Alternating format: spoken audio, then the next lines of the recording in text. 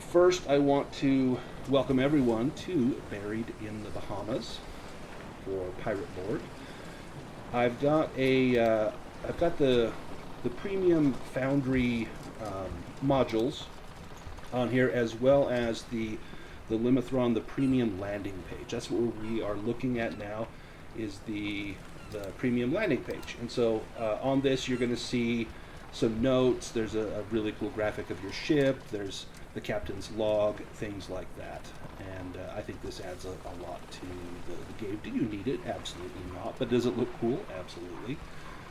The basis of the game is we are novice sailors aboard the pirate frigate, the Tarantula, which is run by the tyrannical Captain Bloodwhip. We've been sailing around the Bahamas for 3 weeks, following a map which the captain keeps to himself. We've been told to look out for a peninsula with 3 rock columns that lean to the west. The area that we're in, the dark Caribbean, it's Earth, but it's not our Earth, but it's similar. Magic is real and very dangerous. When Europeans settled the Caribbean, there were no living natives to be found, but there were hundreds of ruins filled with treasure and magical artifacts. After the masses had then immigrated and built huge settlements, undead known as the Scourge appeared. Millions of people died. Now the sea is polluted with derelict ships filled with cargo. But the undead filth leave behind ash. Ash is the ectoplasmic remains of destroyed undead, and it has been discovered to have extremely valuable properties. It is worth its weight in gold to those who are addicted to ash, and you might smoke it, you might drink it in a tea. However you can get it into your body, those who are addicted to ash will take it however they can get it. So, we might encounter some undead, and we might kill them, and perhaps we can scavenge some ash if we want to make some coin. Or some of us might even choose to use it, although there are inherent dangers there. But that is the world that we're in, the Dark Caribbean. Magic is real. The undead have risen, have wiped out much of the civilization, the European civilizations that have settled here, both from England, from Spain, from France, and elsewhere. And we have discovered that ash has a utility. However, for the time being, we are the crew aboard the Tarantula, and Captain Bloodwhip would have us follow these instructions that he has. However, a storm begins to brew. And as the seas turn rough, the night sky is dark and filled with thunder and the flash of lightning. The foul weather has caused visibility to drop to near nothing. It's as though we're caught in a cataclysmic hurricane, torrential rain, violent winds, thunder and lightning, and ocean swells that could top the crow's nest of the Tarantula. In the distance, to the starboard side, which is the right side for those of you who don't know nautical terms, to the starboard side, a flash of lightning silhouettes a huge galleon. This galleon, the hull is made from thousands of bones, torn black sails, flames spewing from the eye sockets of 3 10-foot wide skulls mounted on its after castle. And I'm going to take us to a map.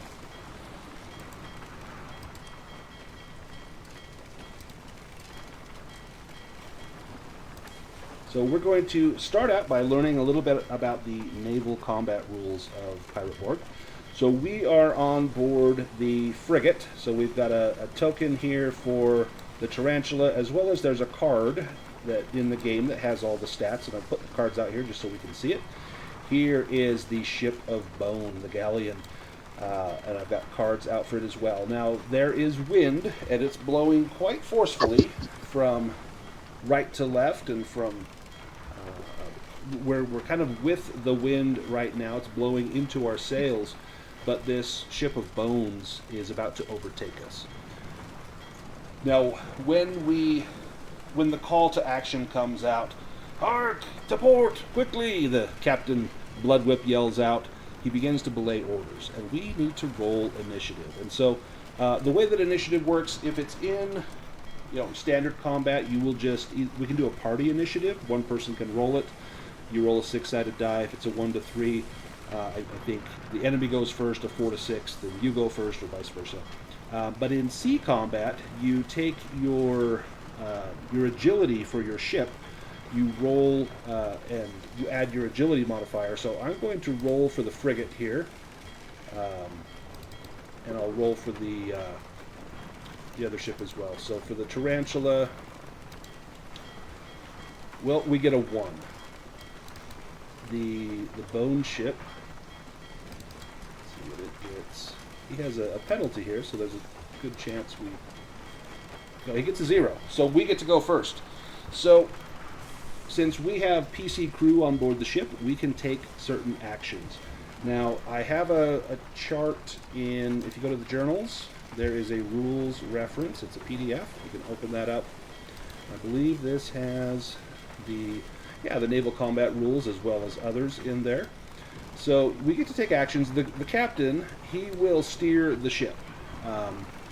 What I'm going to do is we have I say it in quotes, we have a captain amongst the PCs. That is Captain Bog.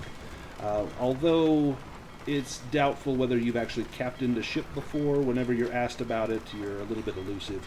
I'm going to let you play the part of the captain. You get to move the ship.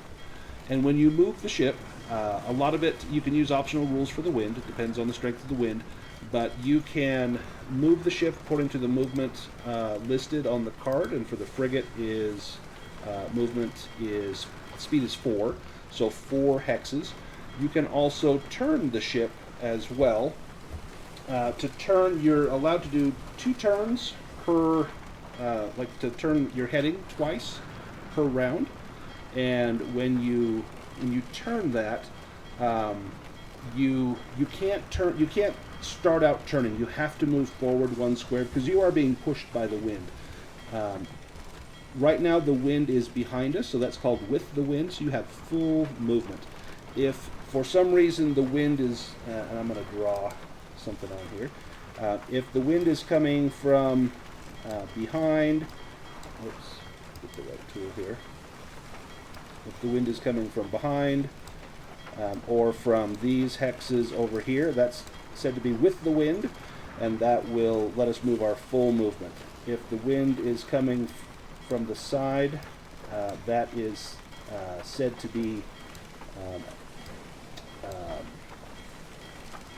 against the wind or close to the wind. You move half your speed, and that's also coming in from an angle here. If it's coming directly towards the front of the ship, that's called in irons, and your speed is 0. All you can do is turn 1 heading. So the Captain Bog, you will steer the ship, and Captain Bloodwhip says, take a evasive course. We want to get out of here. This bone galleon is coming right at us. So everyone else gets to do an action, and there are different actions that you can take as part of the crew. You can, let me pull up that rules reference for myself again. One PC can fire broadsides. One PC can fire small arms. These are swivel guns, or tell the crew to grab muskets and fire it. One PC can order the full sail. You tighten the rigging, throw up extra sails, and you get an additional movement point. One PC could help the ship to come about, which lets you turn an additional time. If we need to do repairs, if we want to drop the anchor, we can drop our speed to 0, or weigh the anchor to bring our ship up, or we can board the other ship or ram, etc. So when we start, let's have Captain Bog. You're going to start us out here. We've got four hexes of movement. I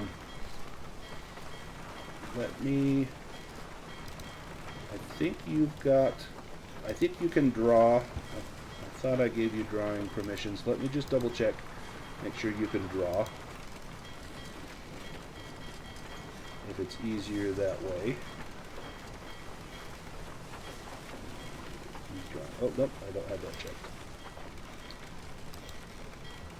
Okay, now you should be able to use drawing tools. If you go to the left-hand toolbar that looks like a pencil, you can click on the pencil, and then there's something that looks like a signature or cursive. It's the freehand drawing. You can kind of draw on the map where you would like this ship to go. You can go 4 hexes, and you can make 2 turns, and turns would change you 1 hex facing. So Captain Bog, where do we go?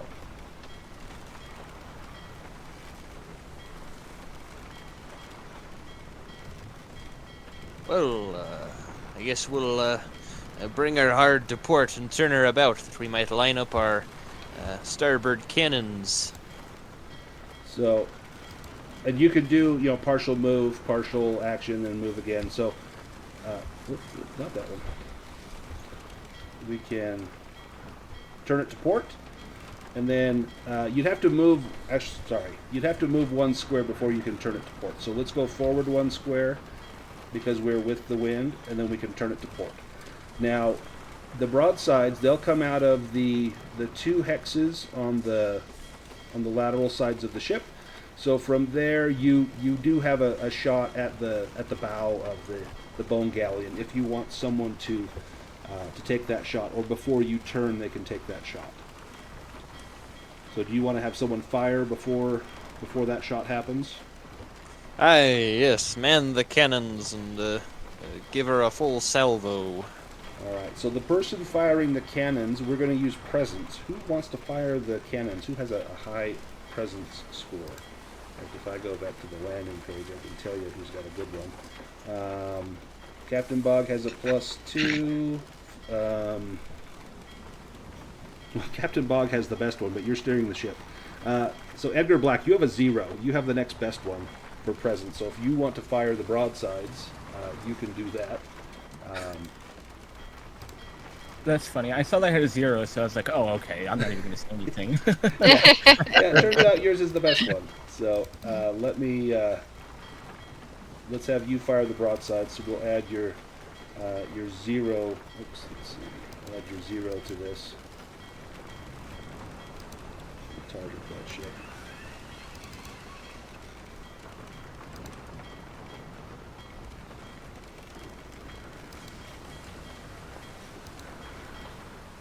And that is a miss.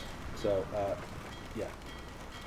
Not a good shot. But we're in a storm. What do you expect?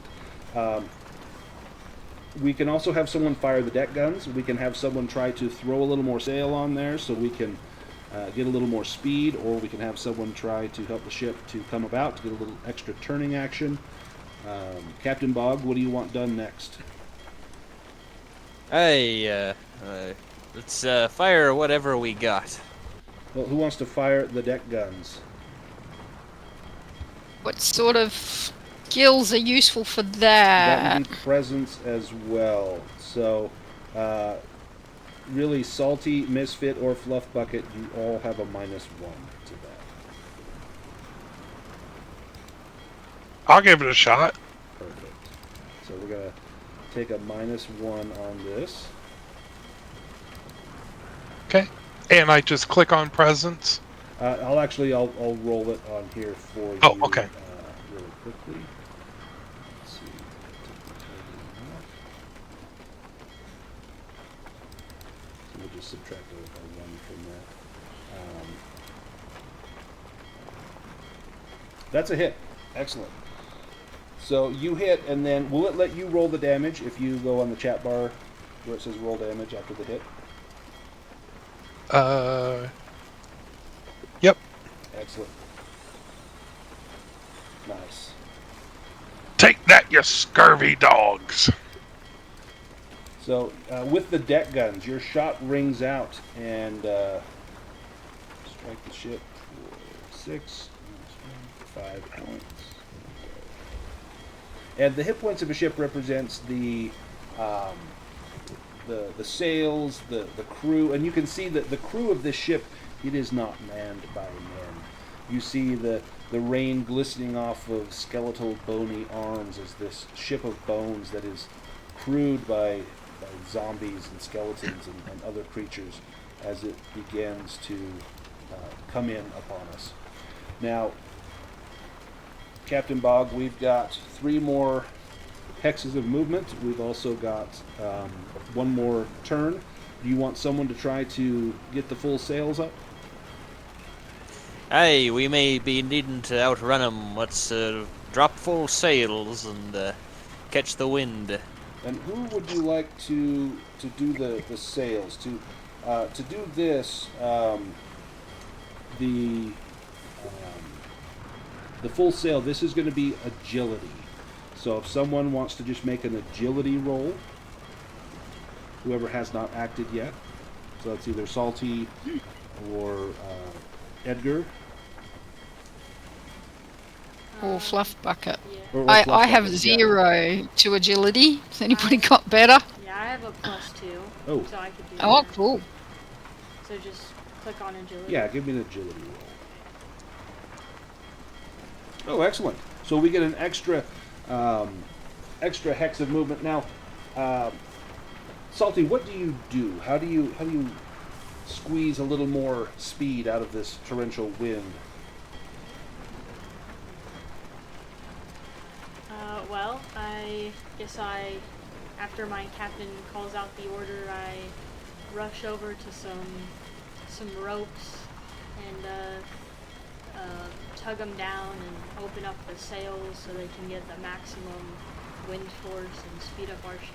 It whips and billows in this torrential wind, and for a moment you think maybe the lines are going to give or the sail will tear, and you can hear the ripping of stitching, but the sail seems to hold, and you get extra movement out of it. So, Captain, we've got 4 more squares of movement. Maybe you can get some distance away from this bone ship. Aye, we'll see what we can do. Let's go full speed ahead. 1, 2, 3. That will put us right there. Perfect. Now we've got if someone wants to try to come about, that will give us an extra turn. If you want to try to turn, you can almost try to cross the T on this guy. To come about, that's going to be another agility roll if one of the crew wants to attempt that. Maybe Fluff Bucket, do you want to give that a shot? I can give it a shot.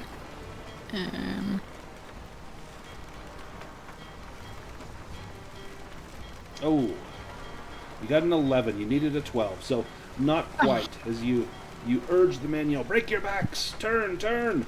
But the ship seems to shudder under the wind as you're now in the full force of the wind.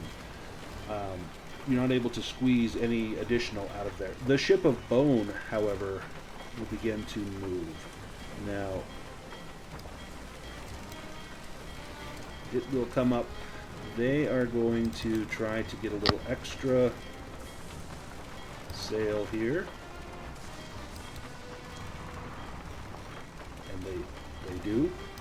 So you see there, oh no, they miss. They miss, just barely miss. They're not able to get that extra sail. In fact, you see the black sails ripping and tearing as the wind peels through there. But they do turn their ship that way and fire a broadside into the tarantula. Aye, I'll share my favorite finger with them. And which finger be that? Why, me middle finger. Let's fire some broadsides here. Oh, and that is a fumble.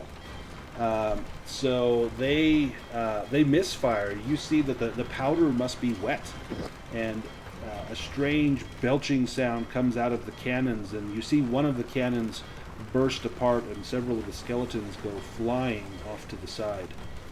Now, we go back to the initiative order. So let me roll initiative for the ships here. Oh, knock it away. Nice. So the tarantula can go first. So Captain Bog, you've got 4 movements and 2 turns. Aye, turn to port. We'll go forward and or turn to starboard. I mean, sorry, forgot me directions. And then we'll give him a full salvo again. Who wants to fire this? This would be a presence roll.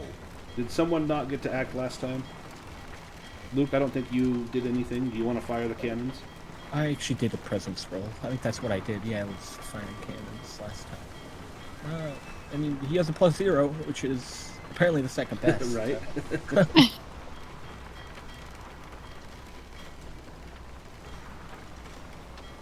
Alright, yeah, sure. So do I just click the stat then? Yeah. Click the stat and then go ahead and make that roll. Oh! Ooh. Oh, Now, you have a choice.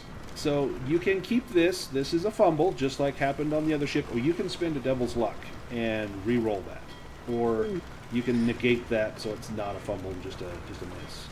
Or you can let the cannons have problems.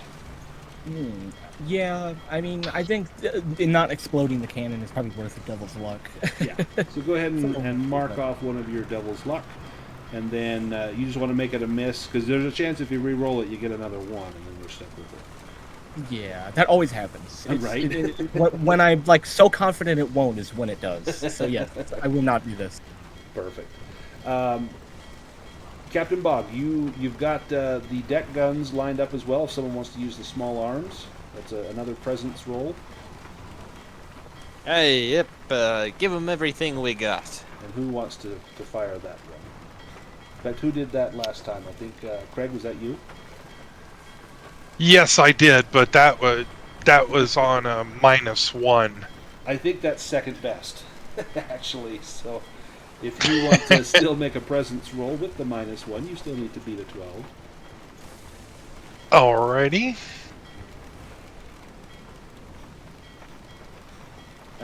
what? Alrighty. So close. So close. Now, Captain Bog, do you want to try to get some more full sail, or to come about, or just try to get some distance? Hey, we need to get some distance before they can fire on us again. So where do you want to go? Just Well, let's come about to the port side, and then we'll catch the wind again. so again, you'll need to move a hex before you can turn. Oh, that started. There's the port side, so that's you got 2 more squares of movement.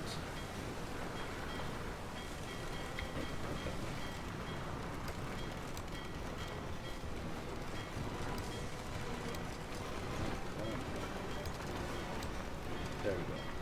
Perfect.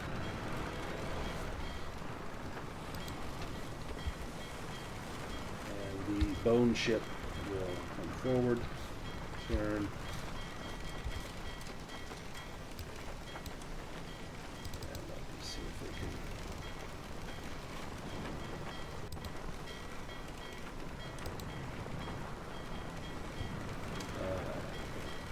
That should be a success. Yes, so they get full sail.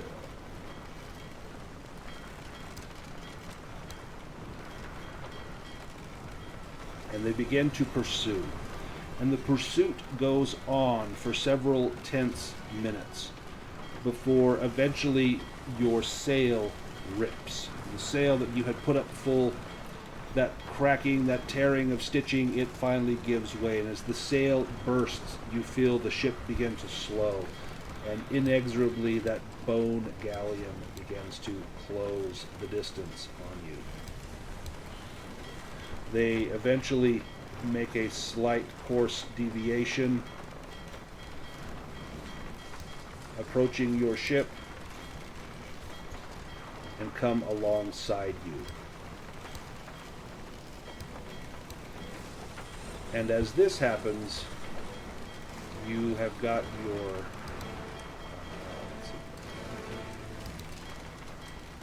there we go. It'll take us to another map.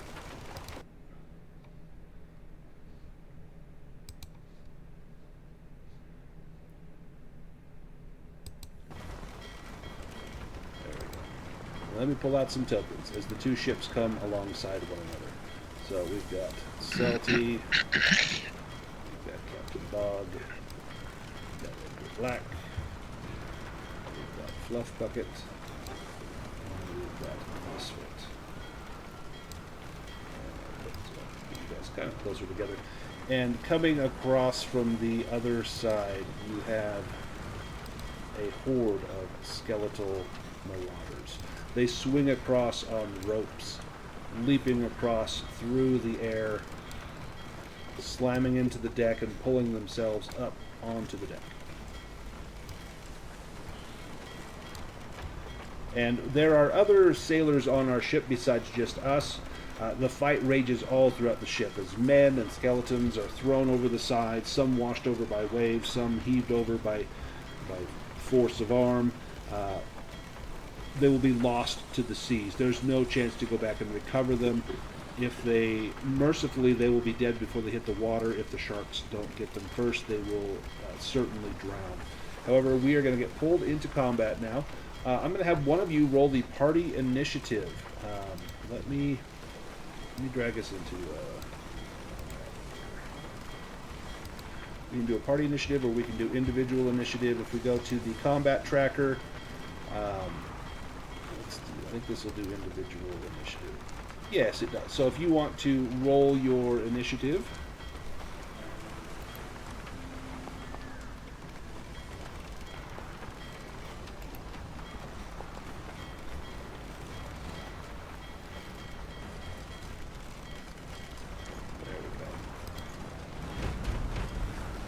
Alright, Salty, you're up first. Now, if you open your character sheet, you will see that on combat you've got some knives. You also have a marlin spike. This is something that you would pull a big marlin out of the sea with. You jab it into the fish and drag it up. But you have a special feature with your knives, and you can use two knives at the same time. You're a knife knave, which, if you attack with both of them, then you get 2 attacks per turn, and you get a -2 to the difficulty rating. So you just need a 10, and if the first one hits, the second one automatically hits. So if you want to target one of the skeletons, maybe the one right in front of you, to hover over, or to target them, hover over them and then push T. Yep, perfect. And then you can go ahead and make your attack. Okay. Do I roll attack on knives, or do I use my special ability? You know, I'm honestly not sure. Click use on your special ability and let's see what it does. I think it just shows us what your thing is. Okay. So yeah, go ahead and just do your attack, and then if it asks you what the DR is, instead of D12, make it a D10. It looks like it's already a 10. Oh, perfect. Perfect. And go ahead and roll. Alright, so that is a miss. Now, you can use Devil's Luck if you want, and you can either reduce the difficulty by 4, which would make it a 6, which would make that a hit, or you can re-roll, and there's a chance you might get a critical, or but you could also get a fumble or fail. Or you can just miss with your first attack. You still get a second attack.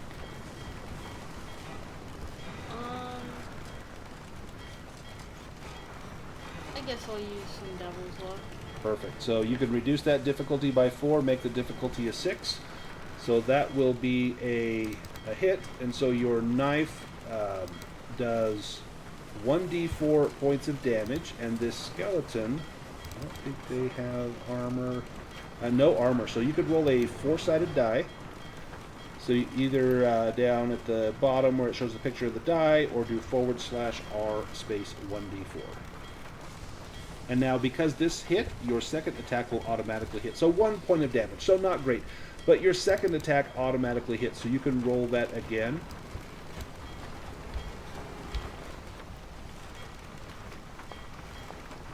And another one. One again.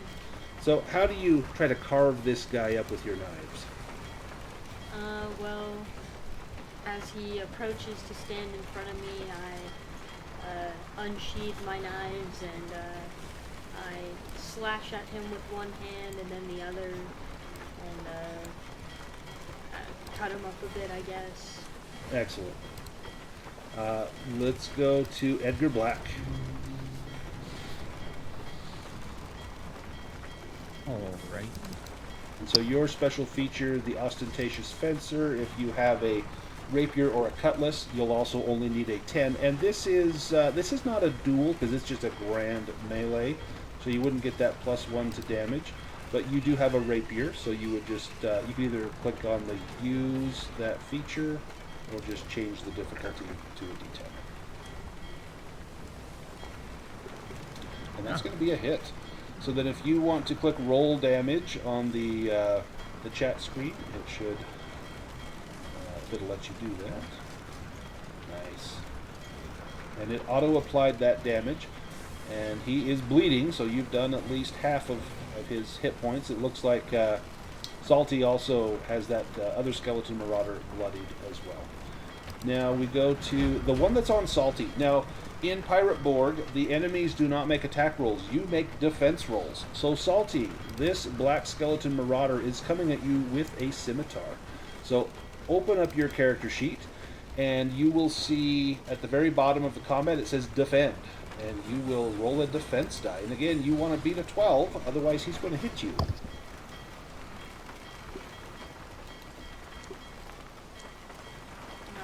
No. So, do you want to spend Devil's Luck? Otherwise, you're taking a hit.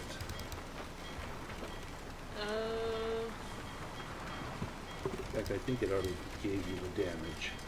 Okay, I'll just take the hit. Okay, you take 4 points of damage from that blow. My hit points are 2. Yeah, so you're down to 2 hit points now. You had 6, now you're down to 2. Okay. Misfit, your turn. All right, I'm going to target the one right in front of me, and I'm going to swing my big old brass anchor. Nice. All that I'm worth. Oh, that was And almost I'm a 20. I'm not worth much. Can I use my luck? You can. Do you want to Devil's make luck? that an auto hit? Yeah, let's do that. Perfect. An auto hit, your brass anchor does 1d8 points of damage. Go ahead and roll a d8 for me.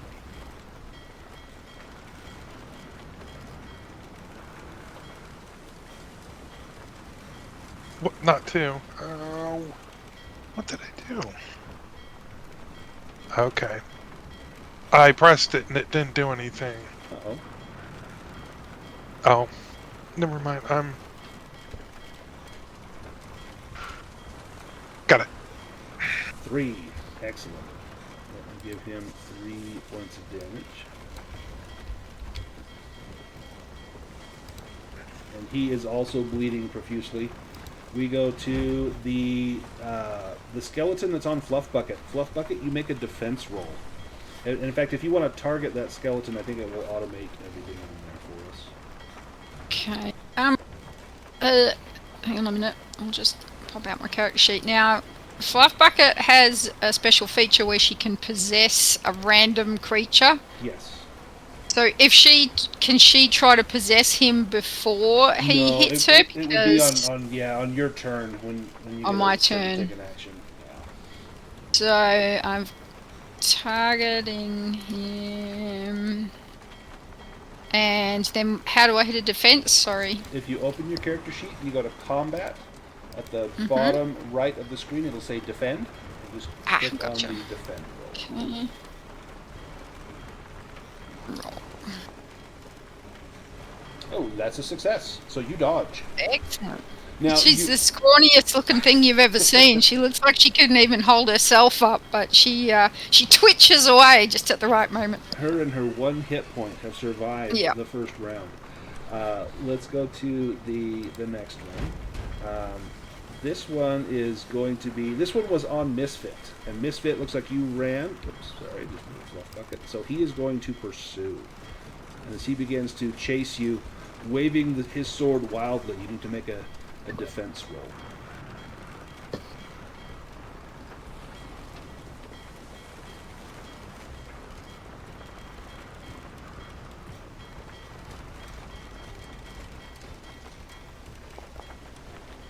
Oh, that's a success. You easily dodge out of the way of that. Maybe you parry it with your big brass anchor. And then this one is on Captain Bog. You need to make a defense roll, Captain Bog. If you want to target that skeleton, then that should automate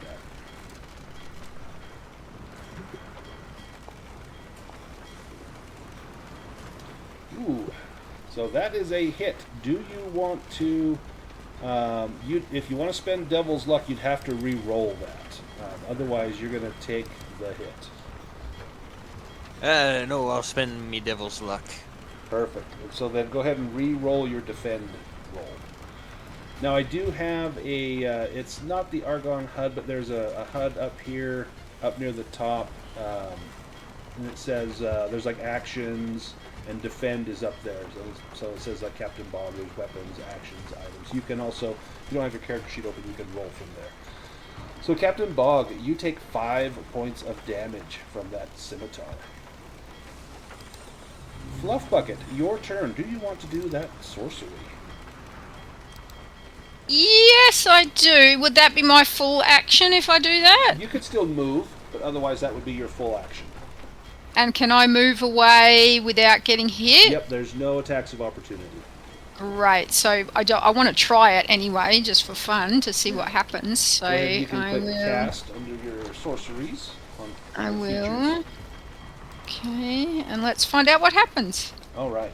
So this will grant a -2 to anyone that attacks that creature or that has to defend against it. So now instead of needing to beat a 12, you just need to beat a 10. And then any fumbles will related to attack or defense rolls will cause that spiritual possession to stop. And this will last for 1d2 rounds, because you have this at level 1. So let's roll a d2 and see how many rounds. It will last for 2 rounds. Excellent. Is it the one in front of you? Is that the one you want to target with that? It's supposed to be random, but I'm not quite sure how you randomize it. So What I can do is I can do the one in front of you is 1, and then we'll just go down the row as 2, 3, 4, and then 5 is the one on Misfits. And let's roll a d5. And it is, it's the one on Edgar Black. So this one right here has that that possession. Okay. And now if you want to move away, you can move.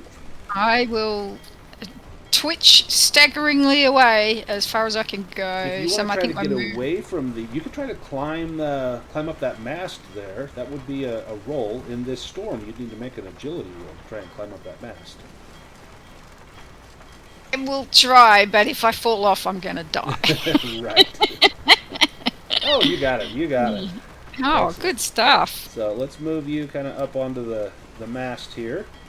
Okay, she's a survivor apparently. Absolutely, out of harm's way. But where you are, as this ship is rocking side to side, you're feeling the full swaying motion. In fact, at some point as your ship keels over to one side, you're hovered out over the open water, and you know that if you lose your grip, terrible things might happen. The one that's on Edgar Black. Edgar, that's going to be a defense roll, and you get to adjust that to a D10 instead of a D12 as far as the difficulty goes. So you can give me a defend. What was the damage? Should be 68.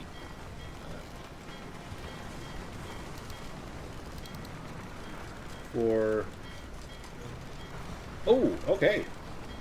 Natural 20 with your defend. So you can make an immediate free attack.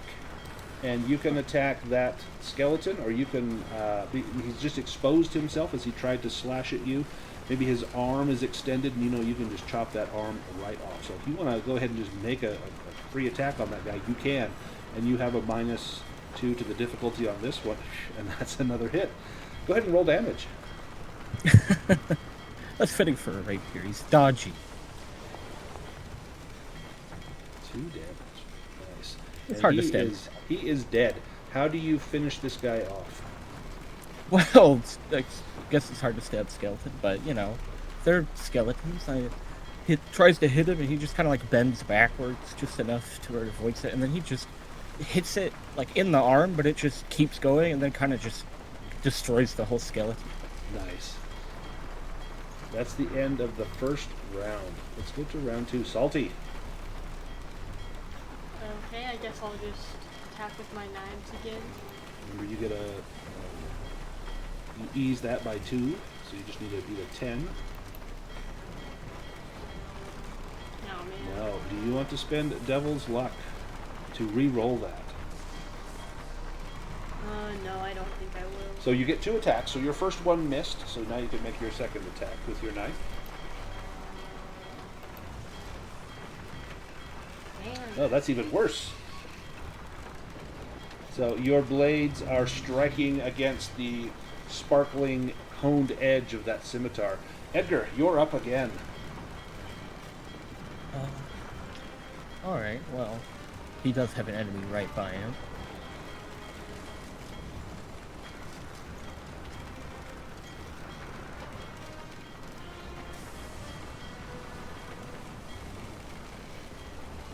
Nice. That is a hit. Roll damage. Ah, better. How do you take this one out? Well, it worked on that one, so it just hits it right, like, I don't know, like the center of its, towards the, kind of like the collarbone, and it just can't, its whole stature is destroyed. Nice. You see the arm fracture off, and then ribs, one by one, begin to fall out, clinking along the deck like belaying pins. You can move if you like. You can move 6 squares. Okay, go move there. Salty, I need a defend roll.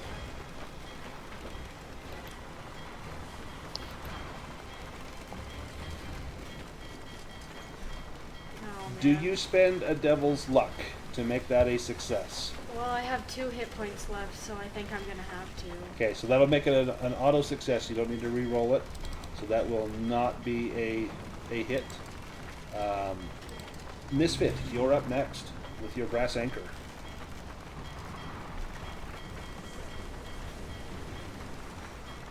All right, I'm gonna keep him targeted and do my best, because this is it. Arrgh. If you spend devil's luck, you would have to re-roll. If you I'll go choose ahead to. and I'll do. Yeah, I'll do that. Okay. Swing my anchor all the way back around. Oh, missed by 1. Do you have 1 more devil's luck? You can make it a hit. No, I do not. So the deck is awash with seawater, with blood, with severed limbs, with spilled entrails from some of the crew. All around you, you hear the dying cries of men who have been hacked to pieces. You can hear the thrashing of sharks down below as men are torn to limb from limb once they hit the water. And as you're swinging, your footing is unsure. And the rocking of the ship, the slickness, it makes it difficult to land a solid blow. Perhaps you land a glancing blow with that last one, but not enough to knock the skeleton off of his feet. And it is his turn. So, Misfit, this is a defend roll. Ugh. Do you have Devil's Luck to make that a success? No, I do not. I've used 2 already. Okay, here comes the damage. Ooh, Oh gosh. 6 damage. Arrgh. Is that all you got? That one stung, but you had 13 hit points. You're still on your feet. Captain Bog, you need to make a defend roll.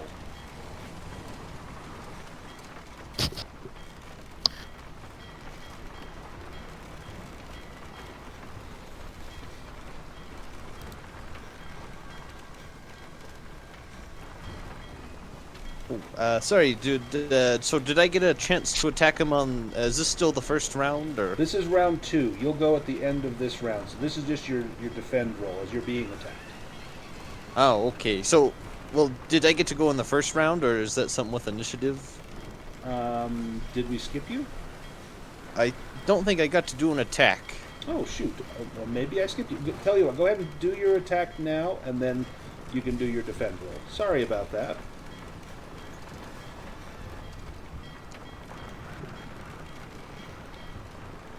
Do you want to spend Devil's Luck on that? No, I'll just do my defense roll. Okay.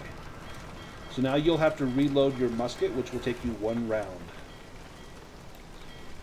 So, do you want to make that defense roll a success? Otherwise, you will take damage. Yes. So you make that a success with your Devil's Luck? Yes, I do. I'm out of luck now. Perfect. Fluff Bucket, you're up. I'm going to target another one of the skeletons if I can, Yeah. Let's give and the try one to do on- my ritual again. Or it's not a ritual; it's a whatever the Sorcery. spooky thing is. Sorcery, So yes. the one on Bog will be 1, the one on Salty is 2, and the one between Misfit and Edgar will be 3. So we'll target. Oh, the one between Misfit and Edgar. And I don't think you need to. Do you need to make a roll to cast that? It doesn't I don't seem think you to. do. No, I think it just. Yeah. I think that's just something that you do. Let me Something I do. I Let's think check I've that got out. 6 goes of it. Yeah, I think from that's checking my what character it sheet. is. I'm just looking Yeah. under sorcerer. So yes, so you begin with a rank 1 spell. You can cast D2 plus Spirit number of spells each day, resetting at sunset. So Yeah. I've got the 3 to spirit, so it's either 4 or 5 times I can use it. So let's roll that to see how. Okay, so 5. You've cast it once, so let's make that a 4. So then, if you cast it again, that'll be a 3. So you can cast it 3 more times. Give myself some little boxes here. So I've cast it once and I'm about to cast it again. Yep. So I'll be down to 3 Yep. times that I can still cast it. So you cast it this second time, and this one will target this black skeleton marauder between. I'm this basically infecting the skeleton with the ghost of somebody I killed. Ooh, who was this person that you killed that you're calling upon? I want a little backstory here because that's awesome.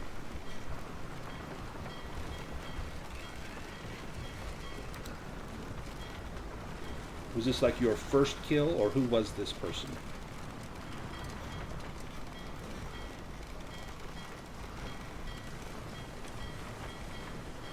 Oh, did I lose you, Tina? The other one's already dead, isn't it? I think I might have missed something. Were you talking? I couldn't hear anything. Am I muted by mistake? Oh, Hang on. I can hear you now. Oh, okay, cool. So, whose spirit was it that you called upon to attack this skeleton? That was old Rummy Jack, who I once murdered in his bed. Ooh. And you probably Now he follows me around. Yeah, you see Rummy as you call upon him, and he glares at you with this hateful look. Not only did you kill him, but you torment him. And he is forced to do your bidding. But he knows the day will come when you will join him in the ranks of spirits, and then he will have his revenge upon you. And with this hateful look, he nods his head, and he goes and wraps his hands around the neck of this skeleton, hindering its blows. Indeed. And I'll go up the the mast a little bit. Well, mind you, if I do that, I might fall off, so I might just stay where I am. Perfect. Captain Bog, you're up again. Your gun has been fired. It will take you an action to reload it. No, I'll use me relic. Perfect. Your mummified monkey head. So the head speaks. So this must test spirit.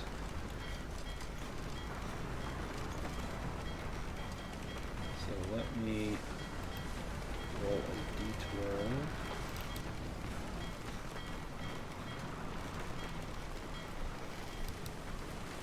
Or d20.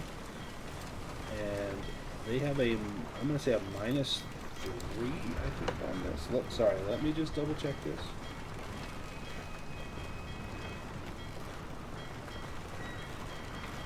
So there's spirit.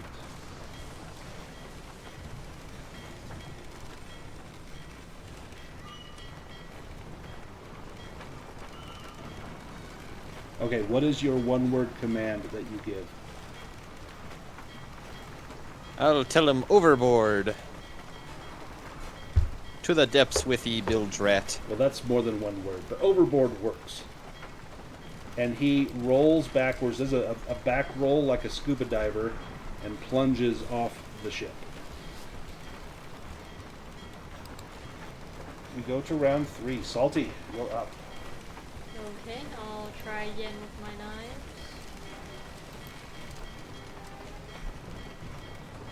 That is a hit, which means the second one hits automatically. So roll 2d4 for damage. And this guy is sitting on 2 hit points, so you're going to take him out. But let's see to what effect. Nice. How do you finish off that black skeleton marauder? Well, after being gravely wounded by him, I'll say, no, the undead, want me to live, and you will not take me out. And then I'll plunge both my knives into his chest cavity. Oh, nice. And the knives blast in through the bones. You see broken ribs sail out as your blow lands solidly, and he staggers over the side as well.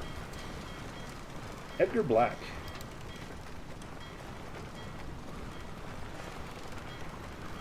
Alrighty, well. That was a very decisive round. Yeah, everything changed in round 2.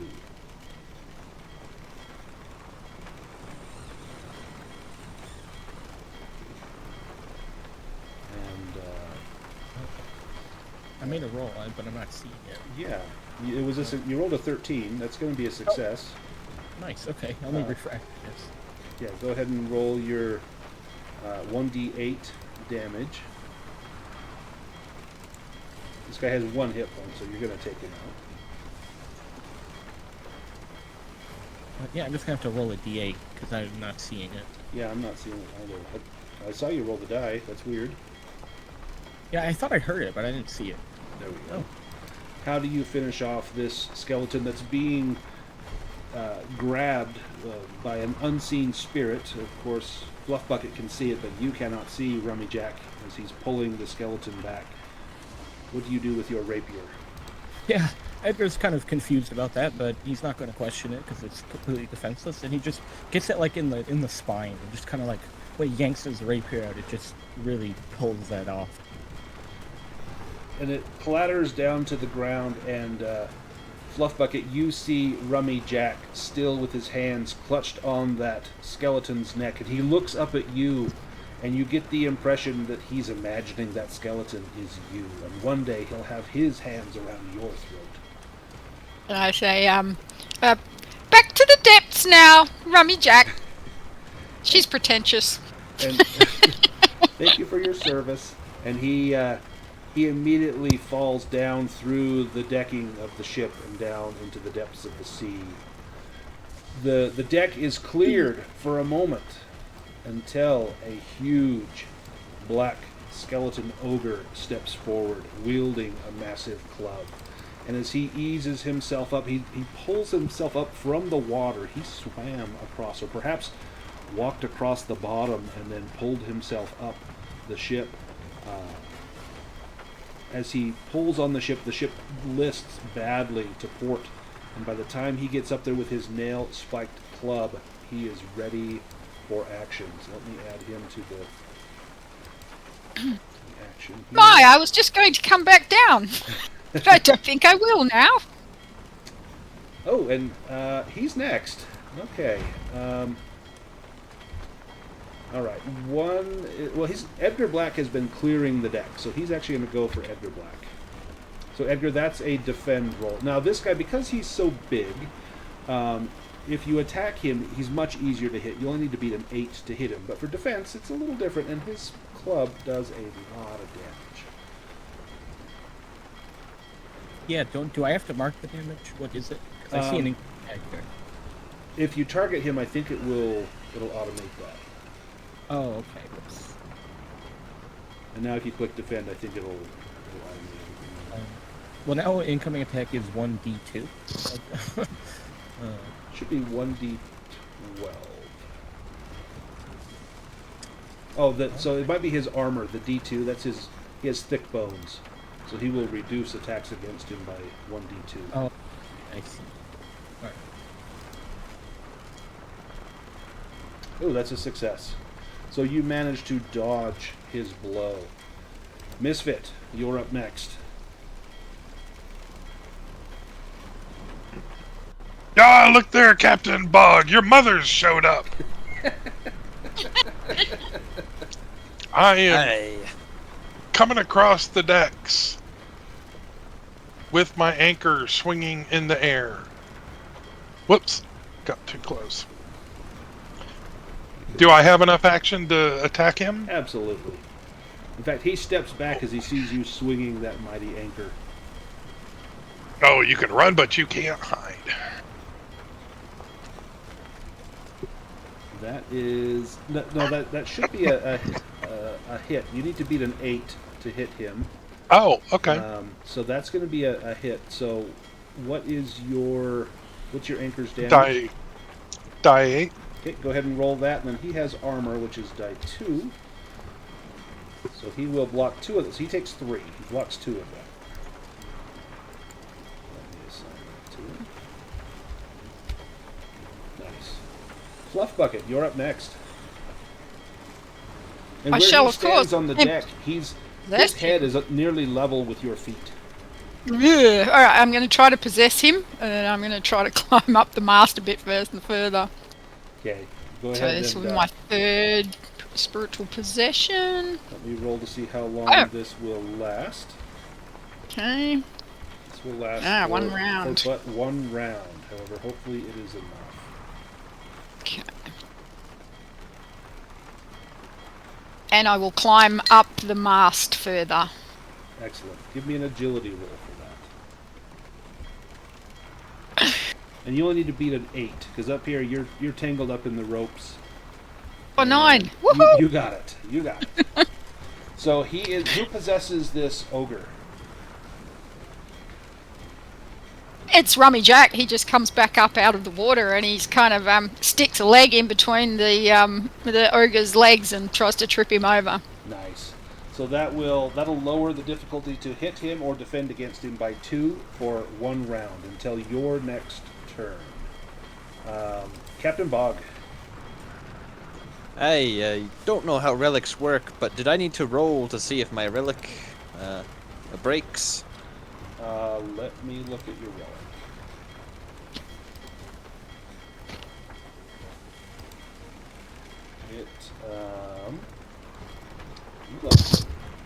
Good question.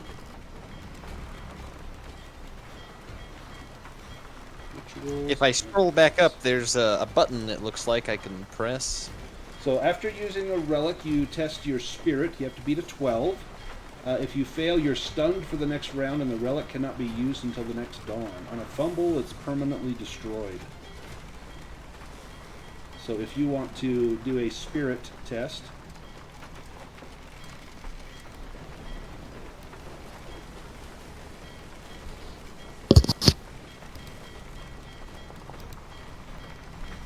Oh, that's a fumble.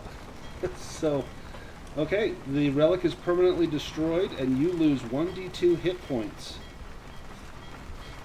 How many hit points do you have left? 2? 2 hit points. Do you have armor? No armor. Okay. If you drop to 0, which you just did, you become broken. If you drop to negative, you die. So on your character sheet, below where it says Devil's Luck, it says broken. Click on that. There's a random table to see what happens when you're broken. And you got a hemorrhage. Oh, you die in 2 hours unless it's treated. So for the first hour, all of your tests, the difficulty will be 16. And for the first hour, the second hour, all the tests are difficulty 18. So you need healing badly as your monkey's head explodes. So that would have happened after you used it last time. So now you still have a turn here. So if you could reload your musket, you could do whatever you would like to do. Reload, perfect. Salty, you're up. Could I try to heal my captain? Yeah, so typically healing is done during a rest, and there's a couple different rests you can do here. You can do a short rest, which is like an hour. You can do a long rest, which is like a good night's sleep. Did you have any Devil's Luck left, Captain Bog? No. Okay. Then to let's see. Sorry, I'm looking up the rest. So a short rest is about 10 minutes. You recover 1d4 hit points. A long rest overnight, you recover D8. If you want to, I'll give you a roll. If you want to spend your action, that's going to be a presence, a spirit roll to try and help out the captain. And you need to beat a 12. If I didn't do that and we took a rest later, would he still heal up? Well, yeah, so he's only got 2 hours till he's dead, but a rest will only take an hour, so there's a good chance he could survive. But you don't know.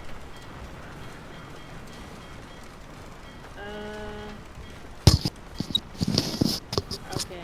I'll try to help him out. So what do I need to roll? Spirit. Okay. Beat a 12. Nope. Oh. Do you have Devil's Luck? Do you want to re-roll it? I do not have Devil's Luck. So you... Can Fluff use the Devil's Luck and call down and say, look, you're wrapping it wrong, you got to wrap it this way? Yes, and so use the anyone Devil's Luck? can use Devil's Luck to help someone else. So if you want to spend a Devil's Luck to do that, you can. That will give Salty Pete a re-roll.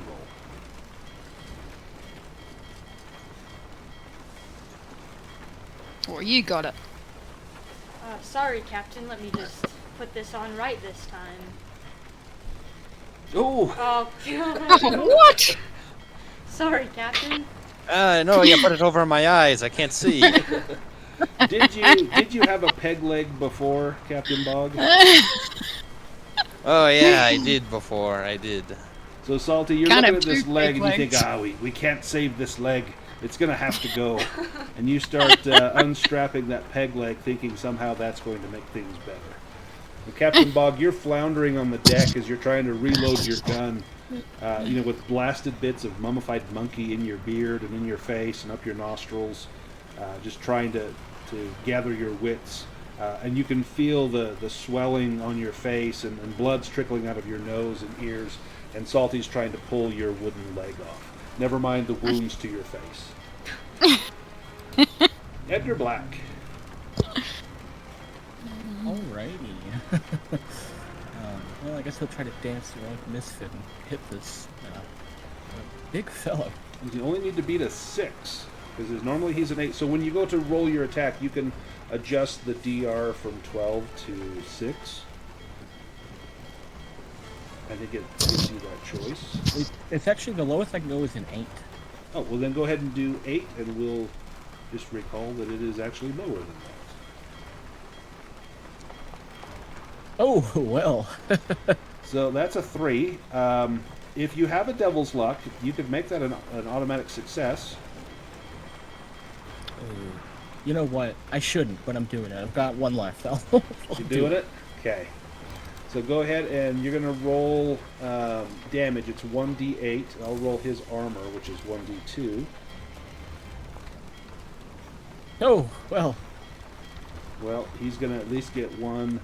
Yeah, so you use your Devil's Luck and you drive the blade in, and it strikes against his thick, heavy femur, and it bends the blade near to the breaking point before you pull the blade back. The Ogre. He will swing. I'll do 1 is Edgar Black, 2 is Misfit. 2.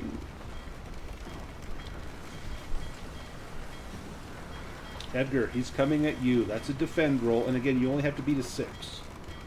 That's only fitting. 6, not bad. Oh, I can also just manually enter in the number. I was only looking at the buttons. I didn't think of doing that.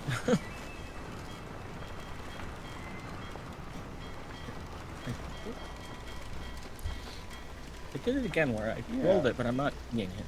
Well, that'll be a success. So you didn't. In fact, let me see why it's doing that. That is defense 6.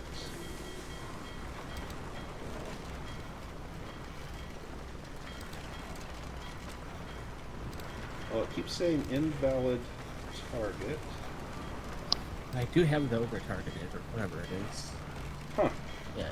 I don't know. But you did defend against that, so that's good. Misfit, your turn. You need to beat a 6 to hit this guy.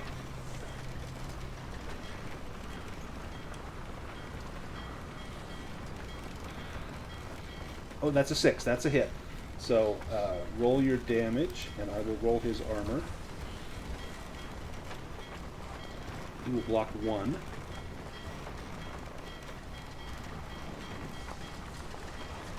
Nice. Takes 3.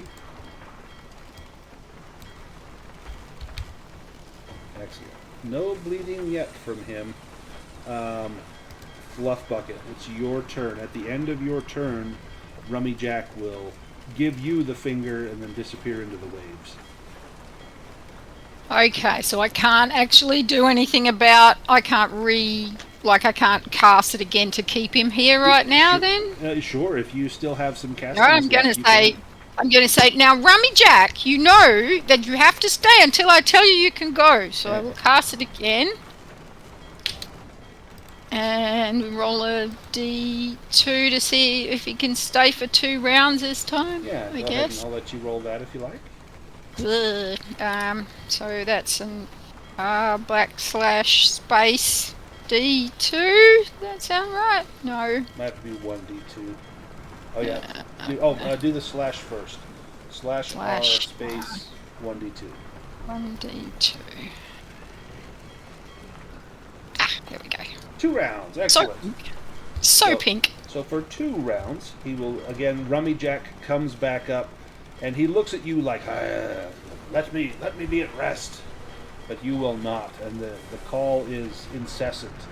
And he goes, and this ogre is so large, he climbs inside the body of this ogre and begins to pound against the inside of his rib cage. And you can see the ribs bulging out, those on the deck, but Fluff Bucket, you can see that it's because Rummy Jack is in there doing this. I say, come on folks, you've got 2 more rounds now. Captain Bog, you have your gun loaded. If you want to take a shot here from the deck, so normally this guy is you get like a +4 because of your hemorrhaging, but he is a -4, so you just need to beat a 12 right now if you want to shoot at him. And if you shoot at him, armor does not count against black powder weapons, so his armor will not block any of this. Hey, I will take a shot. That is a hit. Go ahead and roll damage. Nice.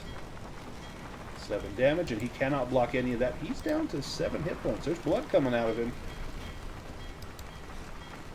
Salty. Okay, I'd like to maybe rush in with both knives at the ready and try to attack him. Okay. You need to beat a 6.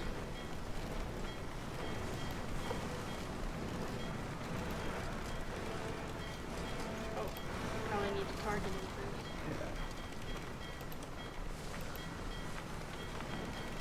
Yeah. Ooh, that is a hit. So that means your second one automatically hits, so go ahead and roll damage.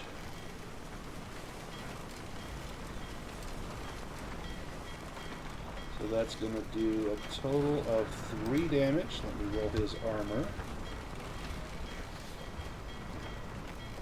He will block 1 from the first blow, and then he's probably going to block all of the second blow.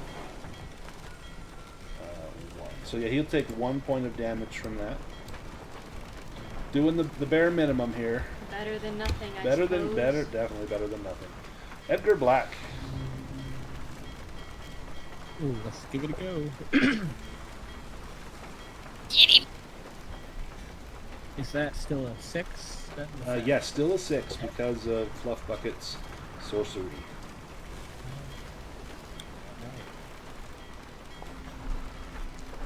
Oh yeah, see, I'm just not seeing all my rolls. Yeah, I'm not either. How weird.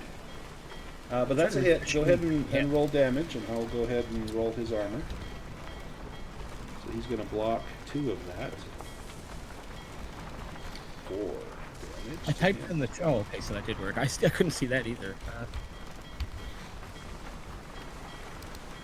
Or Sunshine's turn. And it's his turn. I'm going to roll a d2. 1 is Edgar Black, 2 is Misfit. He goes after Misfit. That's a defend from Misfit. You need to beat a 6.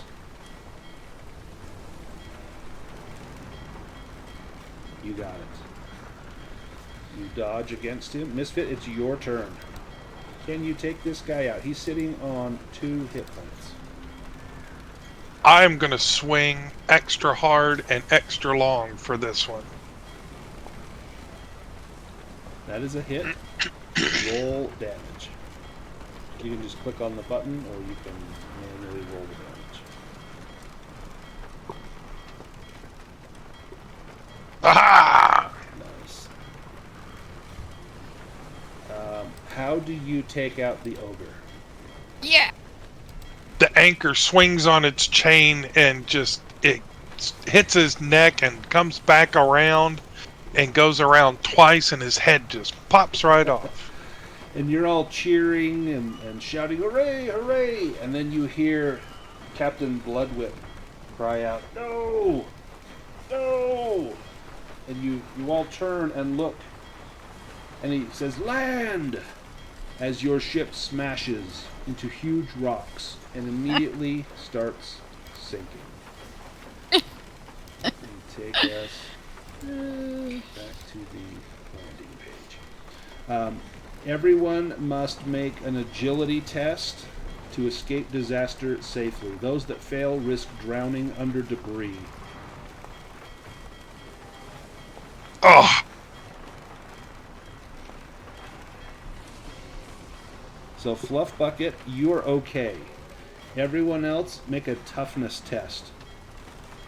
And He's got a according death to the grip. scenario, if you fail this toughness test, you die. But I'm not going to be that cruel. She has a death grip on the Well. mast. Did everybody fail their toughness test? Oh. Oh my gosh. Okay. Everybody except for Fluff Bucket will be broken. So on your It's just going to be character me and Rummy Jack on the ship. sheet- So everybody roll that that little broken box. Oh. Captain Bog, you have a brain injury. Well, it fits with your hemorrhage that you had. Misfit, you have a hemorrhage. You'll die in an hour unless you're treated. Arr! Edgar Black, let's see, you, Salty, broken or severed limb. Okay, tell me, Salty, what happens to you? Well, as we start crashing, I maybe try to jump ship and smash my arm against some rocks. And I assume it's not severed then, so maybe it gets broken. Sure. Okay, this will affect your 2-knife fighting. You'll also go to 1 hit point if you're not there already.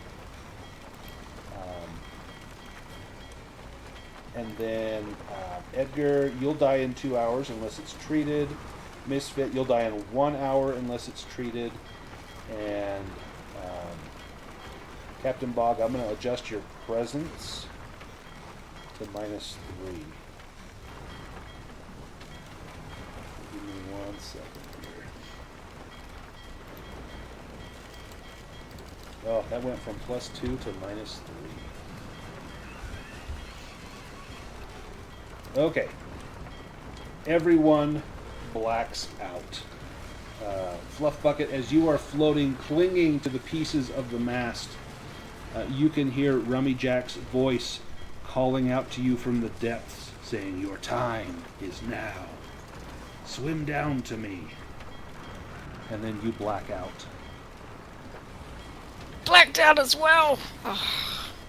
Fluff Bucket, when you come to, you're floating, again, clinging to that debris, and you see Captain Bloodwhip. And you see that he is impaled upon a 3-foot sliver of wood. As he screams his dying breath, he extends a rolled-up map in his hand. And with a trembling hand, he pushes it towards you. And let me send this here.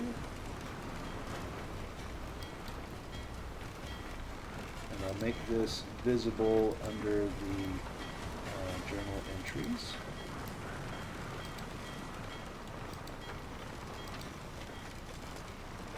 But you see this map, the 3 stone pillars that he's looking for. Something written on the bottom of the map: only those with the heart of the sea shall pass the doors of blood. You take this from the captain as he looks at you and says, "Go, make it to land. Find what lies behind the door of blood." And then he spits up a big gout of blood and begins to slide into the sea as you watch your captain drown. Oh. Okay. I look around. Is anybody else alive still? Because of the waves, sometimes you can only see just a few meters away from you, and other times when you're at the top of a swell you can see further away. And you can see off in the distance most of your crewmates, at least the main characters, the ones we're playing here. They are floating. Many of them are floating face up. You see a few members of the crew, NPCs, that are face down.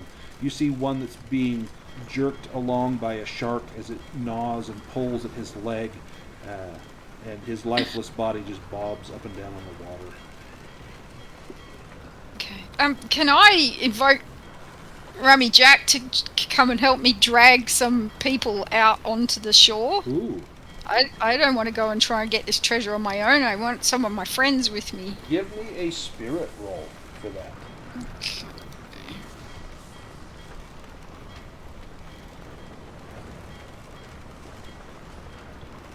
Do you have Devil's Luck? Rummy Jack does not want to help you do this. Still have Devil's Luck, so You would need to use it for a re-roll if you want to use I it. will use it for a reroll.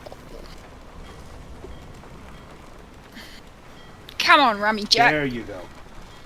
Okay. Rummy Jack laughs as you first call upon him, and he says, "That be not the bargain. I come to aid ye against a foe, not to aid a friend." But then you evoke from him his sense of honor amongst thieves, to do for these men as others did not do for you. And in doing so, he acquiesces. And you see his spirit walking across the surface of the waves as though he were walking along the deck of a swaying ship. And he begins to pluck your crewmates out of the sea. And he turns at you again with a look of hatred as he drags them to the north. And you can't see anything to the north, but he says, "There be land there." And you close your eyes, thankful that you have brought some hope to the rest of your crew. And you catch a few moments of rest. When everyone... Start dog paddling. Yes, dog paddle like your life depended on it. We're going to go to another map. This map, we're at the very top. There is a little island. It's kind of diamond-shaped. It's called Conception Island. And that is where we make land. Now, when we awaken, we are all badly wounded. In fact, 4 of us are going to die if we don't get medical care. Now, we can rest for an hour and get that care, but Misfit may not have enough time. So, Fluff Bucket, I'm going to have you give me a roll to see if you can help Misfit. It's another spirit roll. Good. That's my best. And you got it. 17? You're going to buy him enough time to be able to rest. Now, when you rest, you recover some points with a rest. With a short rest, you recover 1d4 hit points. So everyone can, I think if you click on the rest button, I think it might, I don't know if it does a full rest.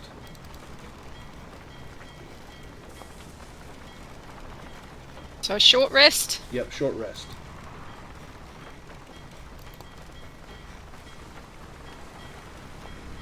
We don't have food or drink, I presume? what little you can scavenge is enough to get you through this short rest. Otherwise, on this island, you're going to have to scavenge for what you can find. So as the others begin to come to, unaware of how they were rescued from the sea, you know a few things about Conception Island. So you know that you're somewhere in the Bahamas, but you don't know exactly the name of this island. This one seems small. There's a hill in the center of the island, and there's thick brush all over, but there's no trees. And you are on the bottom end of this island. Let's see. Mark it. You are down about here, there on the island, and you cannot see any other land from the beach. However, if you get up on the hill, there's a chance that maybe you could see land. And we can see it on the map that there are 2 additional islands, but from Conception Island, you can't see this. There is debris from the tarantula all over the coast, and it could likely be salvaged. You have no food after what little bit you've eaten that you managed to wash up with on the beach. If you do not get food within 2 days, you will be starving. And you have the items that you were in possession of, like weapons and things like that, but big things like a large sea chest or a dinghy, those are going to be lost. Now, you've got a couple things that you can salvage. You find a water barrel. This has enough water for 4 days. You also find a rum barrel that has enough rum for everyone to get drunk 2 times.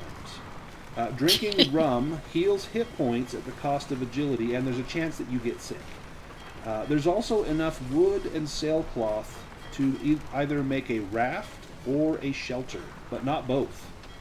And either can be constructed by nightfall if you hurry, or in 2 days if you take your time, meaning some people go hunting and exploring or getting drunk. But if everyone works together, you can get a shelter or a raft completed before nightfall.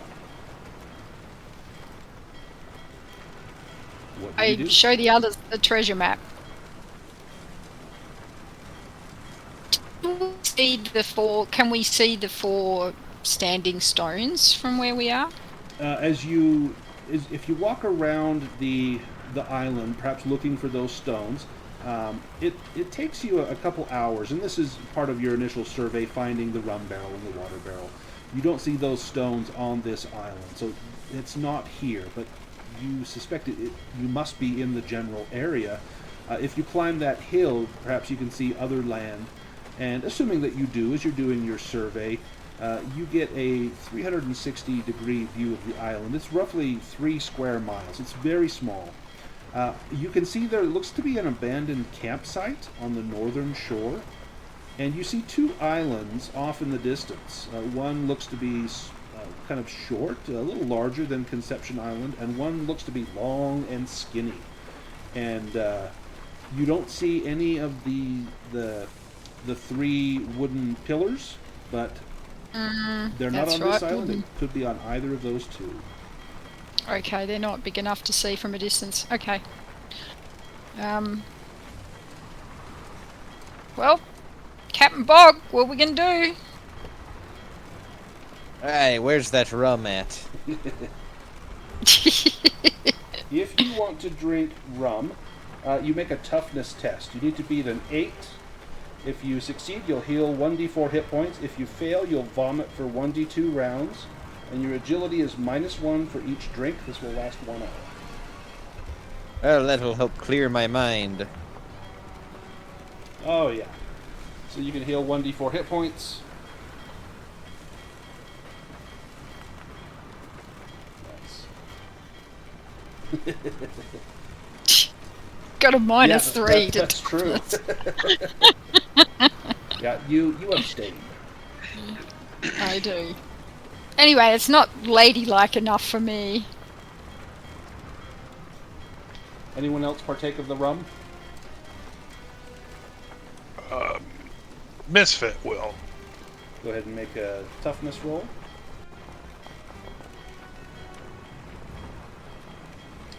So Edgar Black, you are fine. You can recover the hit points, as well as Salty Pete. However, Misfit, unless you want to spend a Devil's Luck, you will vomit for 1d2 rounds. So you don't recover hit points, but you get sick.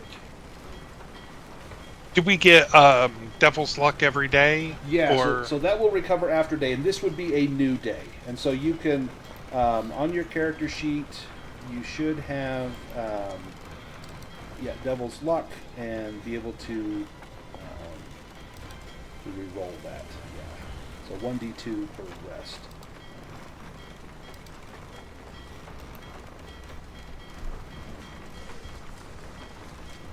Are we supposed to be able to see anything? Because the screen is currently just black for me. Is it black for everybody else?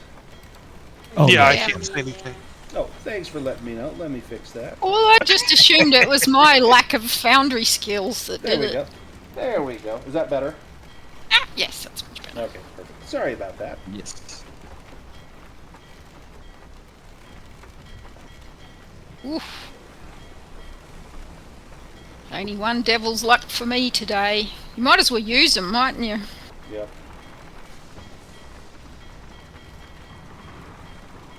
So what is the plan? We are stuck on this island. We have no ship.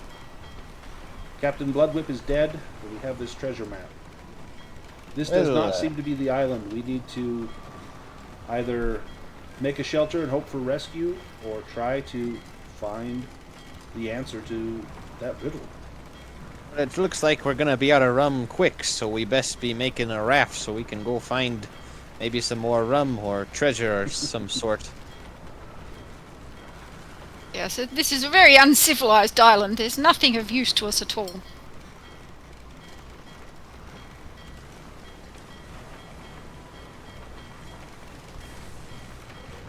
Once you get the raft built,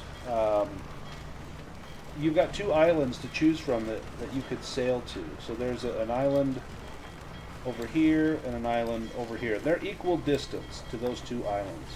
Where do you propose to head to? Where's the left or prevailing on the right? wind going? The wind right Which now way? is heading directly, it'd be south from the top of the map to the bottom. So you will be able to catch the wind from either of them. Okay, that doesn't help then. Well, looking at it from this perspective, it would look like this island on the left would be much bigger. Yes, it looks much larger.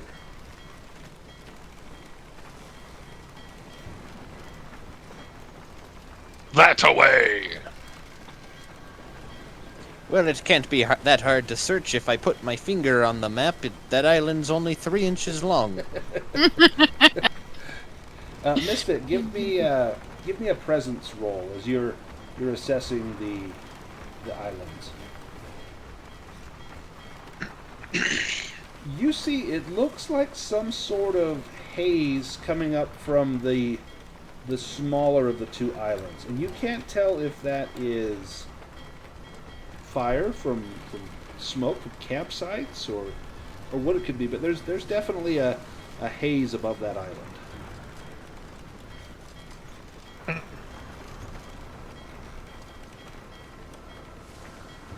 Maybe that way. Now, it would be quicker to search the smaller one. I agree, and less work too. Edgar, what do you think? Edgar is kind of well, he likes the raft idea, but he doesn't really like our options very much. But the little island, it's less likely to have dangerous folk on it, I imagine. For the smoke.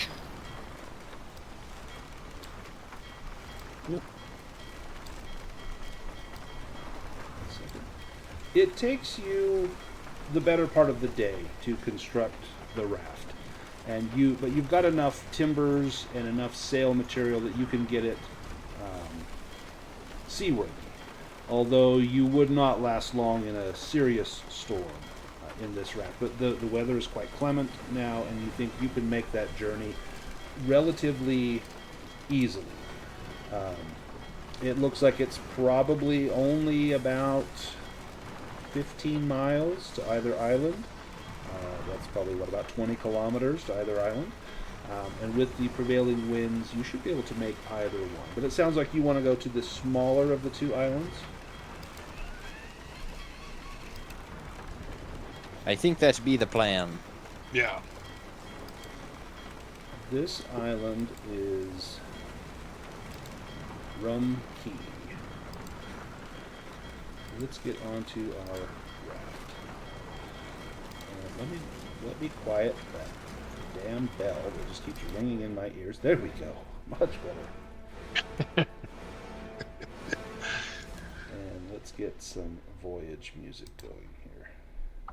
Ah, fine raft. On board this raft, the going is relatively easy. The journey is quick.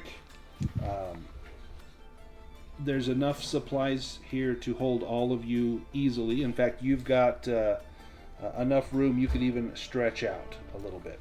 But as you begin to sail, night will be falling soon. Do you want to go before night falls, or do you wait until dawn?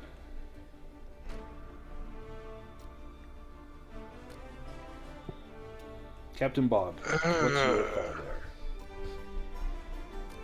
Well, it might be best to wait till dawn. If there's any more of those skeletons on the island, then I don't think the darkness would hinder them, but it will definitely hinder us. Do you keep a watch? Or do you sleep on the raft out at sea? Do you just anchor it or tie it offshore? Or do you sleep on the island? What's your sleeping arrangements? Is there enough wood left that we could perhaps strike a little fire or something on the beach? Absolutely get a fire going. There's not enough to build a shelter for all of you, but there's certainly enough scrap timber that you could get a fire going. The only thing is it might attract other people to us if there were still skeletons out there.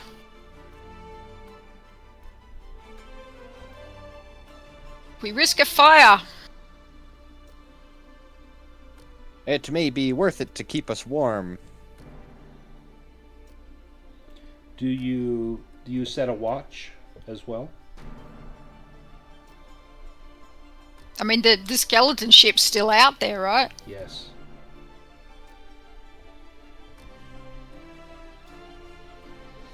And how they fell upon the tarantula, you don't know. But, Fluff Bucket, you look at that map in your hands that you took from the captain and you wonder if that wasn't something to do with it.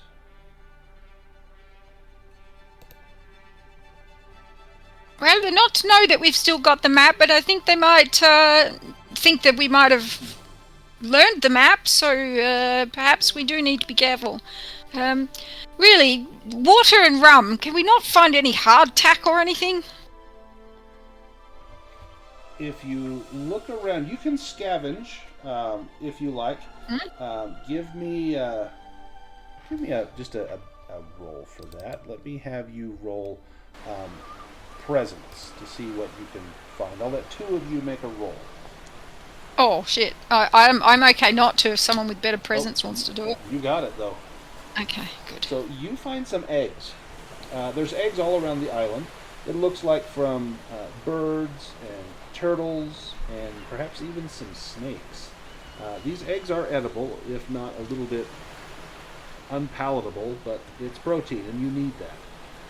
As you are searching for these eggs, that abandoned campsite on the north of the side of the island, you see that there is a thick trail of dried blood that terminates at the beach's waterline.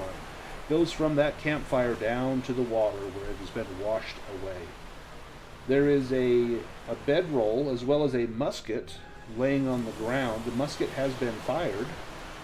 There's also a flintlock pistol that has not been fired, and there is a hunting knife and flint and steel. No Pick sign all of those up.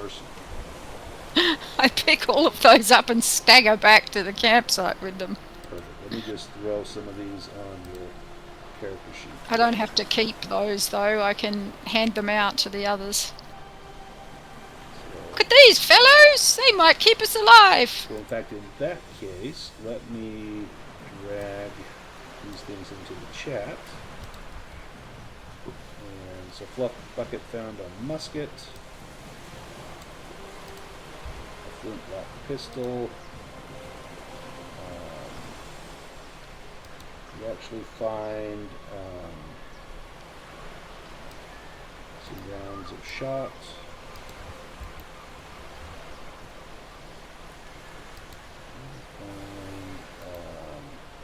It twitches a lot, and the place where she twitches the most is her trigger finger, so she might actually hang on to the flintlock pistol because it's been a while since she's had a hand on one, and she does like to have one. So. Let's see, we find a hunting knife. Ooh. Grab the hunting knife as well. Flint and steel, so we can light our fire.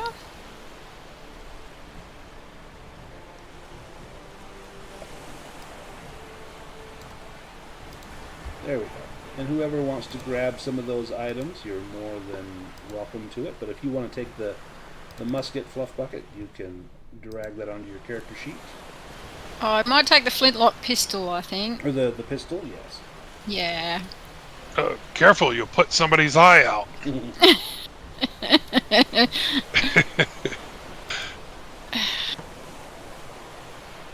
anyone want the musket? As far as the rounds of shot, there are 20 rounds of shot there. It could be used in a pistol or a musket. I have me anchor and me harpoon. That's all I need. Do you want to go halves and have 10 each, whoever took the musket?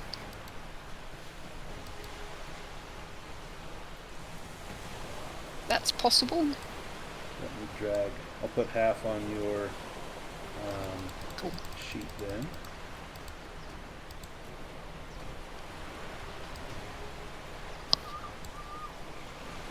Perfect. Doesn't happen to be a hat there or anything, does there? There is not a hat. I tell you something, I'm supposed to have a hurdy-gurdy and a hawk. Did they both go down with the ship? Oh, they did. Yeah. Oh. Everybody will be very happy to hear that the hurdy-gurdy went down with the ship. Did someone grab the musket?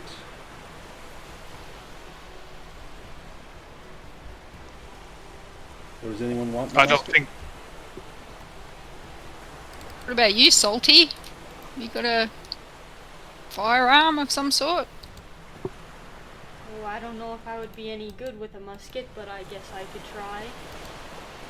Let me put that on your character sheet, and I'll get you some shot as well.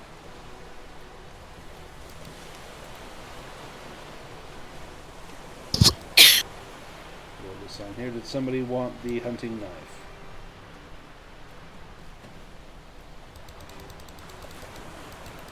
Sure, I'll take it. Perfect. Go ahead and Okay, you have it. drag that onto Nice. your sheet.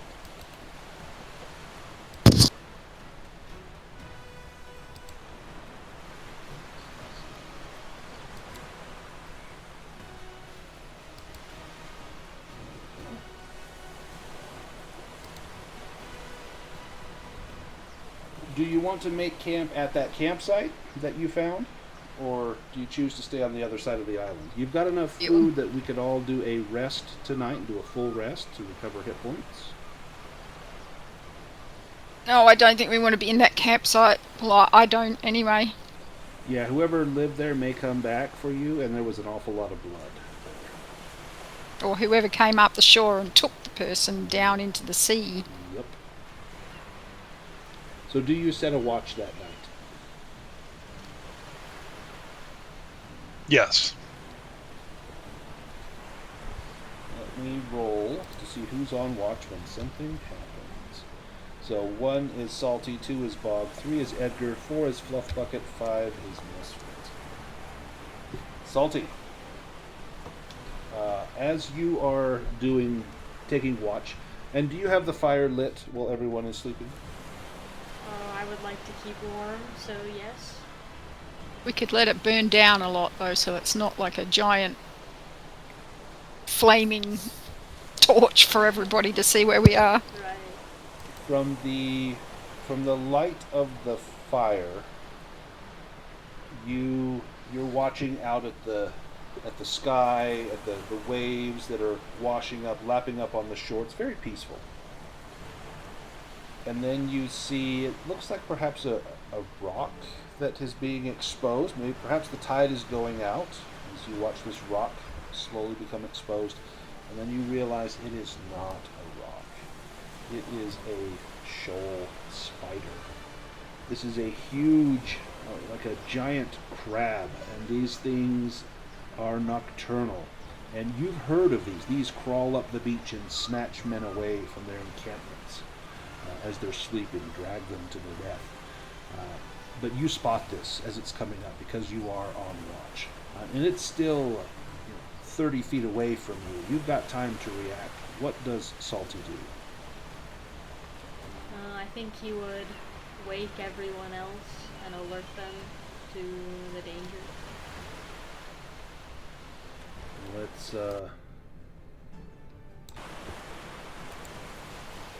get into some combat here.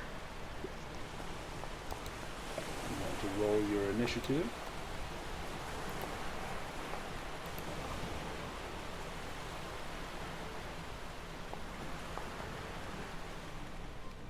Perfect. Misfit, you're up first. You can see this shoal spider approaching your encampment that Salty has spotted. And this thing is huge. It could easily drag a man back into the sea. Oh, that thing's ugly. Let's put an end to it. And that is a hit. Go ahead and roll damage. Take that! Nice. Up next is Edgar Black. You're up next. Yeah, I think Edgar's first instinct was to run, but seeing Misfit be such a hero is a little inspiring.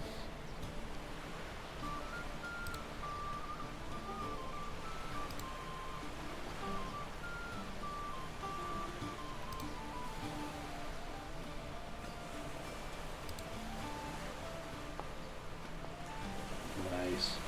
I can actually see my rolls now. Well, that's good. Ooh, we've got blood coming out of it. Excellent. And Salty. I think I'll try out my new musket. Go ahead and target the shoal spider, and then you can click on the musket. It should fire. A brilliant flash of fire, a great plume of smoke.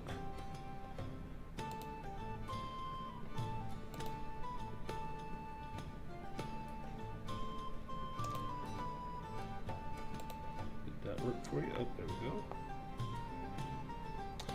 Do you want to spend a devil's luck Why not? and re-roll that? I'll spend one.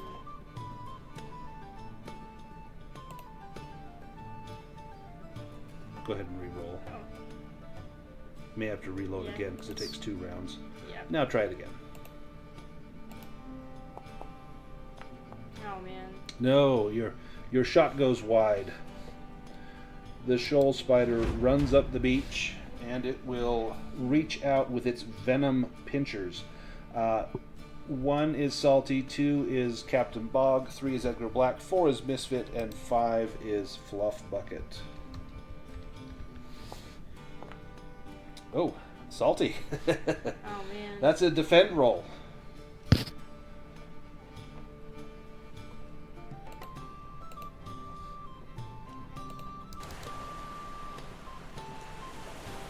Where was defend again? It's on your character sheet on the bottom right, I believe. Or you can go, if you clicked on your token, at the top it should have a little bar that has like weapons, actions. You go to actions and there's a defend Okay. icon. Just on the map, you don't need to be on your character sheet. Oh, Do you want to spend, do you have a devil's luck? I have one left, yeah. Okay. I'll use it. Then re-roll that defend roll. These hurt, so you definitely don't want to be hit by this. Whew. You dodge. Captain Bog. I'll load me musket and take a shot at the crab.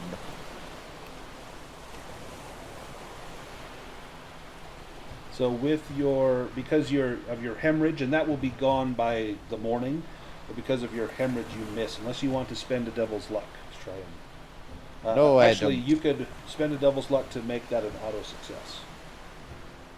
Well, if it'll succeed, I'll spend a luck Yeah, then. because you can spend it to reduce the difficulty by 4, which would make it an 8, and you rolled an 8. So then if you want to roll your musket damage, this thing has 4 hit points left. Yeah, how do you take it out with your gunfire? Right, a shot right in the soft part of its shell, and the musket round burrows in and hits its organs and takes it out. Nice.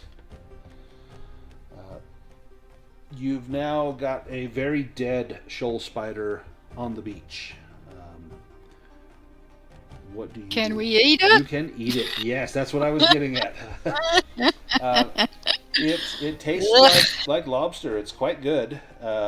It takes a little bit of preparation. It does have venomous pinchers and little venom sacs. It'll be an agility roll for whoever wants to try to prepare this. Who wants to cook it? I'll do it. I'm +3 Oh, perfect. Ooh. on agility. That is a 10, and I'm going to say you needed an 8, so that's going to be a success. So if you manage to, because it's so big, it's hard to miss the poison bits, and you get this cooked up, and now everyone can do a full night's rest and recover as though you had a meal. And so if you go on to rest, that should put everybody back up at full hit points, and then you can also re-roll your Devil's Luck. My devil's luck is stuck at 112. Wow, you've got a lot. I tried to take my devil's luck off, but There. Oh, just from my experience, if you've popped out your character sheet, it doesn't work as well if you pop it back in. You can usually change things better. It's just been my experience. I just got it set to 2 for you as well. okay, thank you. Yeah, no problem.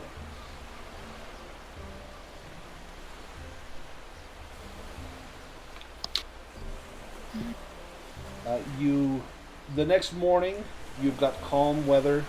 You're full of delicious sea crustacean.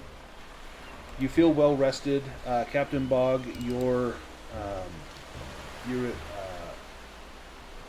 presence, which was originally a +2, is going to go back up to +2. So let me fix your character sheet there. I believe that one was for 7 days. That wasn't from Oh, was it my... 7 days? Oh, okay. It'll be for the rest of the adventure then. Perfect. Okay, and then why don't we take our break here as we push the raft off into the calm seas towards the prospect of fortune and glory at Rum Key. So let's go ahead and take our break, and when we get back, excuse me, we will be at Rum Key. See you in about 8 minutes.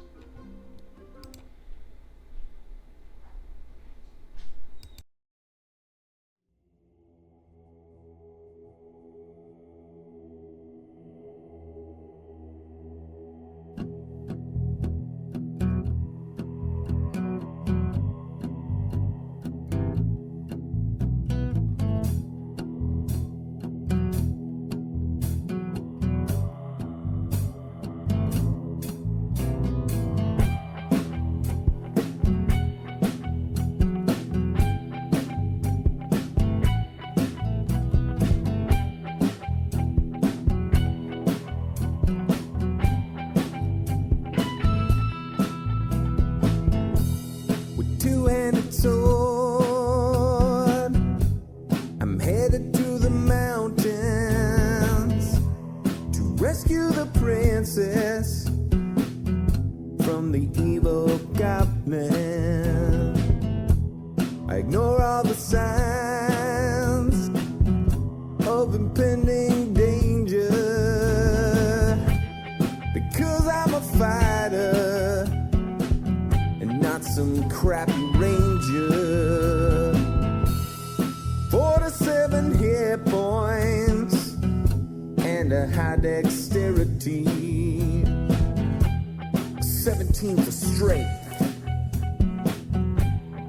Kobolds are afraid of me, crafted from numbers on living paper. I escape from the mundane to a medieval caper. And while in real life, my fate is unspoken. Hero roll of the dice, and my fate is unspoken.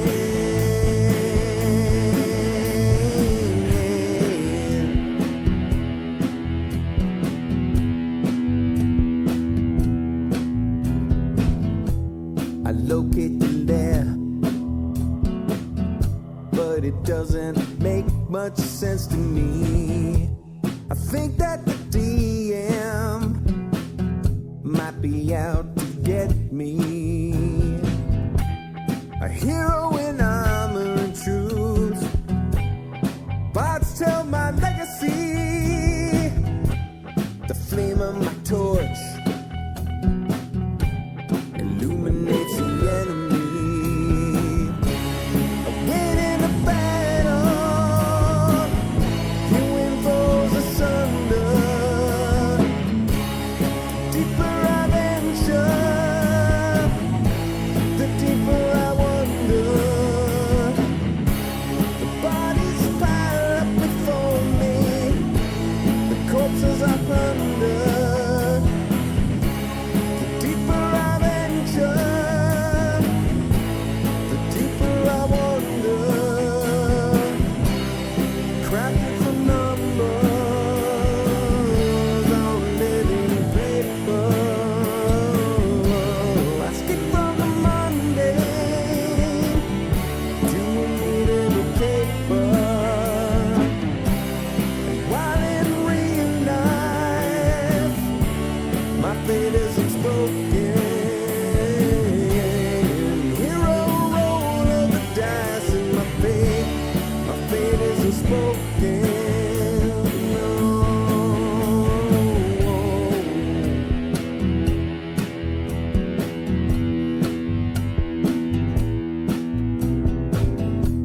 I drink my last potion. I charge through the open gate. The flame of the dragon tried to seal my awful fate. With a handful of dice, 5 times I roll 20. The dragon goes down, the DM no bloody. I leave with the princess, a satchel chock full of gold. We head to the tavern, where my mighty tale unfolds.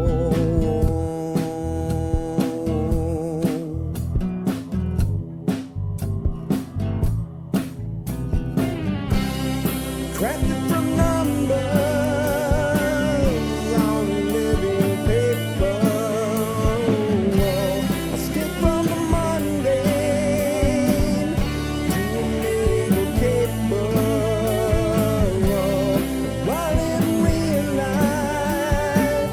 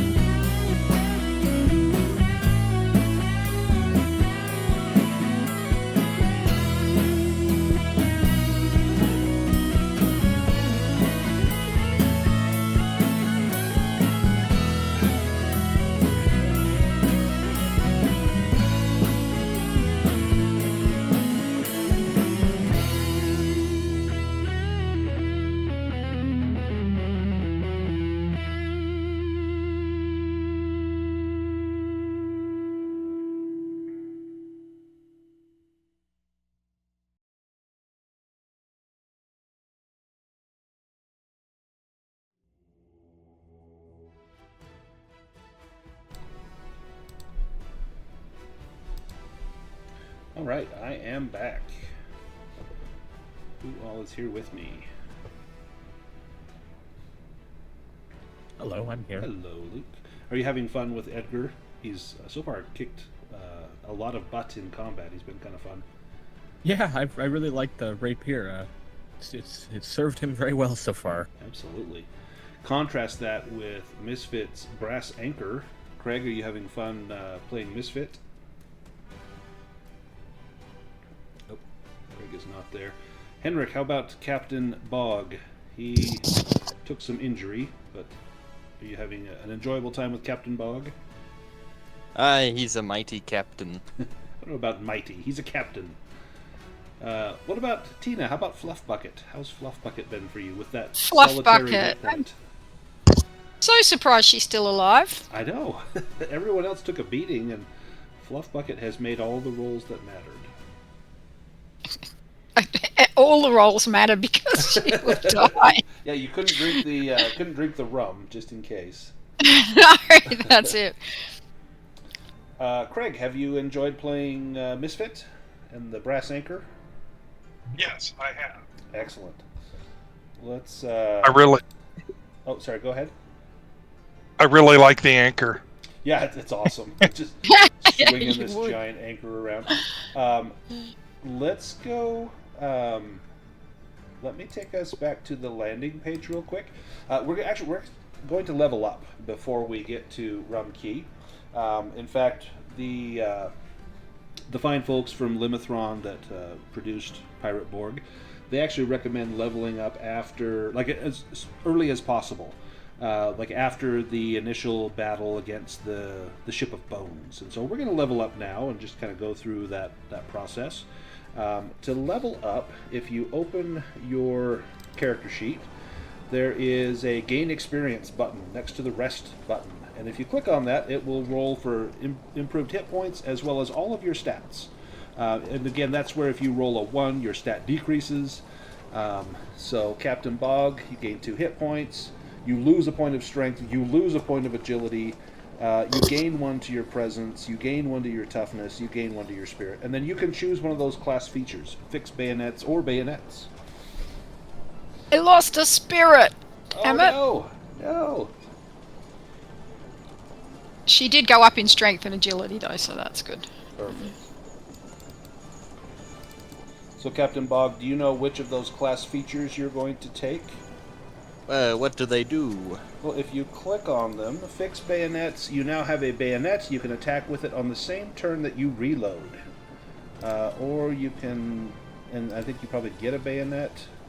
Yeah, so then you would get a bayonet. So that you get the weapon, and so you just drag those onto your character sheet.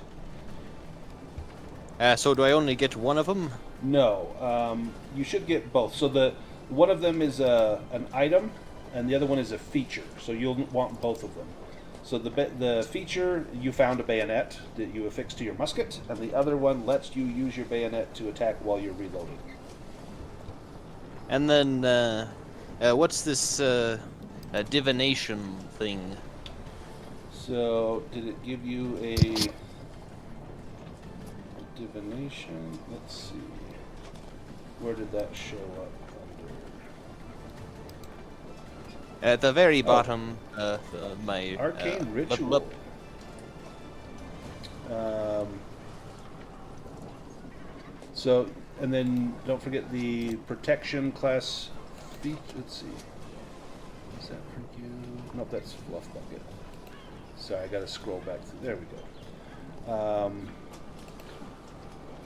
Yeah, so you found a ritual, divination. It shows up under your relics and rituals, and you can cast divination to ask the spirits or gods 3 yes or no questions. And to do a ritual, it's kind of like your mummified monkey's head, but this, rather than having an item, this is something that you basically cast. You use your action and you test spirit. You need to beat a 12 to attempt to cast a ritual that you know. If you succeed, you subtract 1 from your daily total. This is kind of what we did with Fluff Bucket. If you fail, then there's a mystical mishap table. And then the rituals always fail if you are carrying anything made of cold iron or if you are touching metal.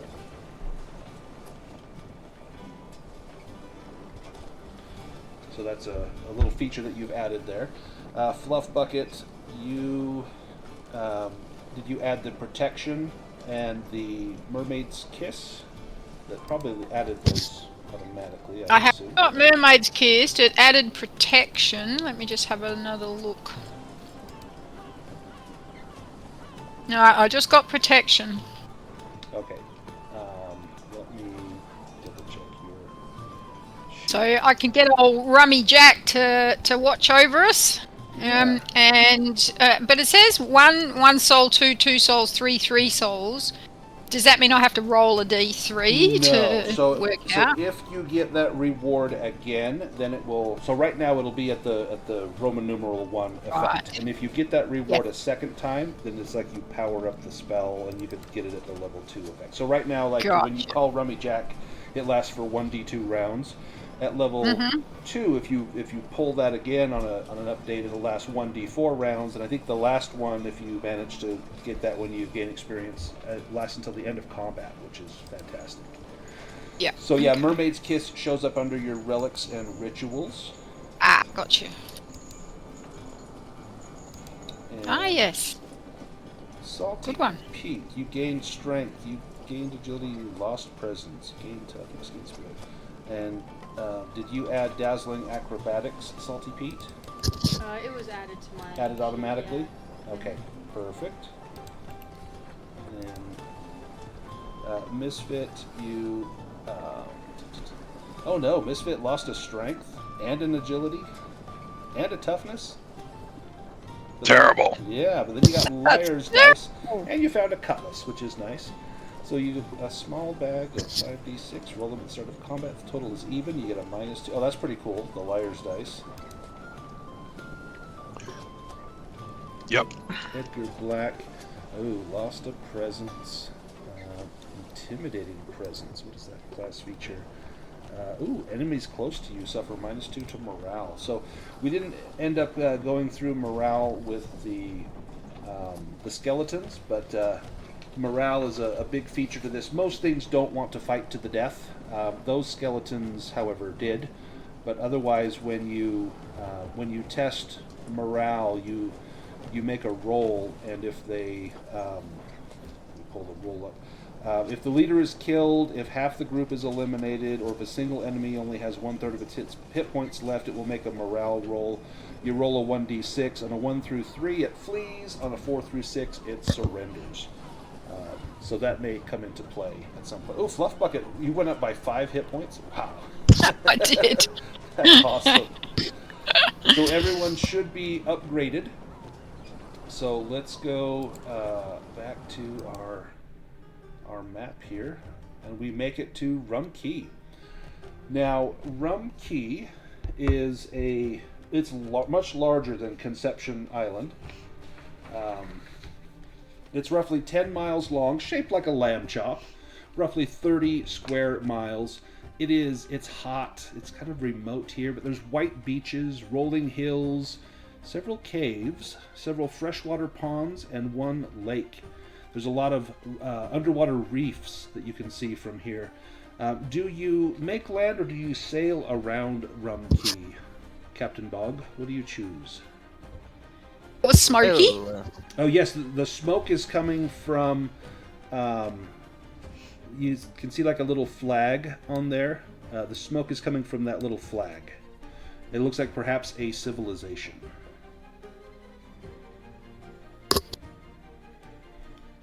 Can I cast my ritual before we make land? You'll have to take all the metal off of you. It seems like a good place to do that on the raft before we're in danger.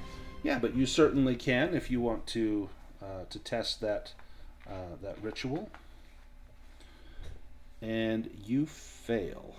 So this will be, unless you want to spend Devil's Luck. Do you want to spend Devil's Luck, or you'll go insane? Let's go insane. Go insane? So no one else is aware of this. What happens is, as you call forth, "Hark, Triton, answer me this," and what questions do you speak out for Triton to answer you? Well, I want to know if there's treasure, rum, and enemies on the island. You don't just get perhaps a voice in your head. You don't get a feeling. You actually see a ghostly hand pointing you towards the island, and then it begins to beckon you, "Come closer, come closer." And you are overcome with this lust for gold and rum, and you will stop at nothing to get that. Everything here, this is all a dream. You had dreams before of all you can drink rum contests that you win, and swimming through a sea of gold, and they're wonderful dreams. You know that you're going to enjoy this one, but at some point you will wake up, and until then you're going to live life to the fullest, partaking of everything you can to slake your physical and spiritual appetites, whether that's smoking ash or drinking rum or swimming in a pool of gold. Whatever you need to do, you feel like this is what's best for you. So you are convinced that Triton has answered your call, and that the goal of your quest lies on Rum Key. Well, we should make landfall. There's treasure ahead. Now, which part of the island do you want to land on? The top, the bottom, the right, or the left? Or do you want to make a brief survey of the island before you land? Cautiously. Perhaps a survey. As you skim around the island,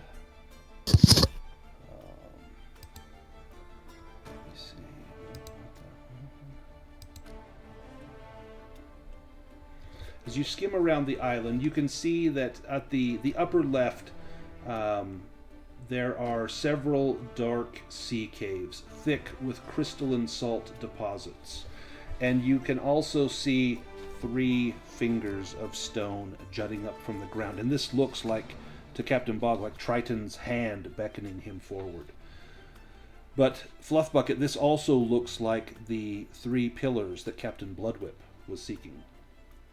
As you continue down in a clockwise fashion, you see a huge blue hole, a giant depth in the reef that is completely turquoise in color. And you know that these features often form themselves in these tropical waters. This hole could be hundreds or thousands of feet deep. There is, continuing around to the bottom side, you see a tide pool, and high tide replenishes the pool with fish, crabs, kelp, and other things. You then make it around the bottom side, and you see Port Nelson. And I have a picture here. Here is Port Nelson. Port Nelson is a sleepy shanty town made up of palm frond huts, driftwood shacks, a makeshift jetty, and dozens of tents and tarps. There's a shack near the beach that functions as the port's tavern, serving warm rum and crab-stuffed snails. There's a small trading outpost on the docks that sells basic wares, plus any recent imports. And then you see a freighter full of rum that has shipwrecked just to the southwest of the island. This must be where Rum Key takes its name. You suspect that the folk here are lazy and uninspired, choosing the life of luxury on this tropical paradise rather than put themselves to work.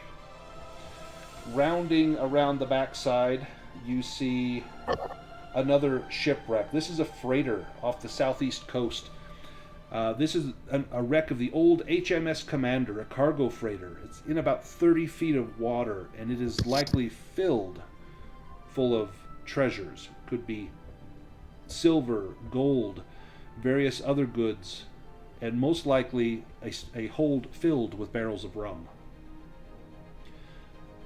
So you have a few places to check out. There are those caves with the 3 stone fingers poking up. There is the Blue Hole. There's the Tide Pool. There's Port Nelson, or the shipwreck of the HMS Commander.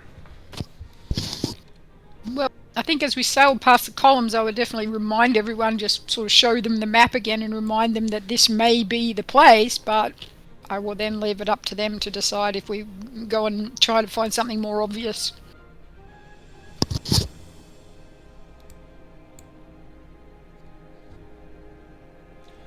Captain Bog, you've been calling a lot of the shots on this raft.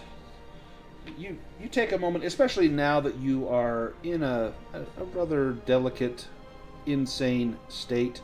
Perhaps you begin to feel a little guilt about being called Captain Bog. Perhaps you begin to mutter, and what exactly are you the captain of? Well, not guilt, but rather great pride and joy, as I am captain of my very own vessel, a very fine dinghy that's currently being dry docked back in Tortuga.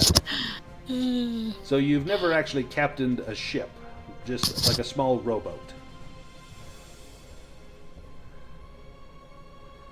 Well, you could say that, but no, in my eyes, that's a very fine vessel, yes. How does everyone else feel about that? That you're being led by a man who's never captained anything larger than a dinghy? Well, I mean, do we know that? Or are we believing his bullshit? Yeah, he's probably muttering a few things. He's been out in the sun quite a bit. Whether or not you believe that, you don't know. I mean, he was called captain on the Tarantula, even though he wasn't the captain. That was Captain Bloodwhip. But for some reason, and you can't recall, why did we call this guy captain as well? Salty, you've had some time with Captain Bog, and did you know this about him? That he's only the captain of a small dinghy? Well, I didn't know that, but he's still captain to me. Oh. And Edgar, how do you feel knowing that you're being led at sea at the mercies of the wind by a man who's never captained anything of consequence? Edgar's done enough politics in his time. I don't think he particularly cares. He's not a better option himself, so this beats being stranded on a beach for sure.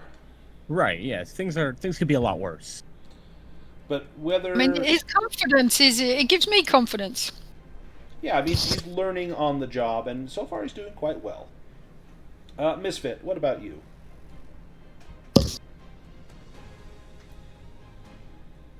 Misfit's just confused, and he just keeps scratching his head, looking from the captain, not captain, to the other party members, like, what the hell is going on? Where do you go aground? Where do you beach your raft? Captain, in quotes, Bog. Where do you decide to put the raft ashore? Well, this captain decides that we'll go ashore near the 3 pillars. That seems to be our quickest route to treasure and rum. Indeed. As you make it towards those 3 pillars, you can see that there are 5 different openings that lead into that network of sea caves. And they're all too small and rocky for a water vessel. You would need to leave your ship here, and you could carry your raft into the sea caves or leave it here and go on foot.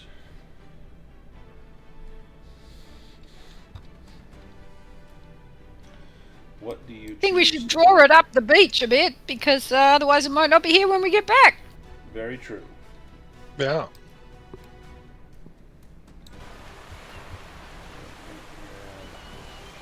Map shows that there's 1, 2, 3 sea caves, and then the 4th one from the left.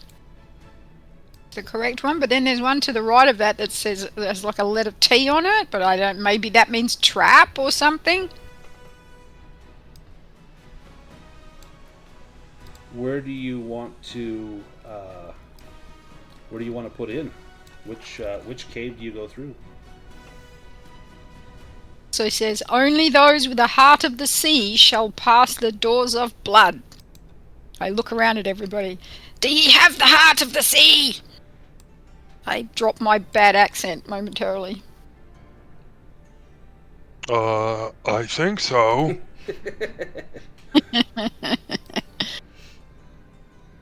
So do you There's want to something go sloshing around. in that fourth cave, the one that seems to be marked? Here! The democracy, because we're pirates. Put your hand up if you want to go through the fourth cave. Okay. Fourth cave it be. Does anyone object?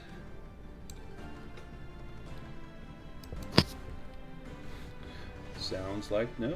Let's let me get the map ready as we go through that fourth cave.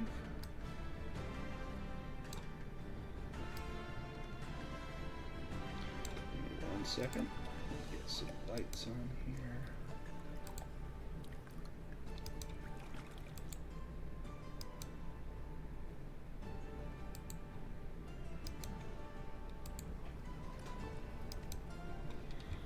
Okay.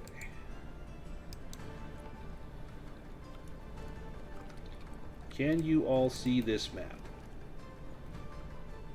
I can, yes. Okay. Yes. Perfect.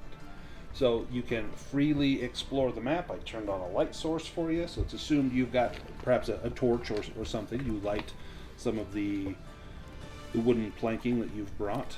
And you can see that there are algae-covered rocks. And as you move about through this area, it's very slick. It's going to be an agility roll from everyone.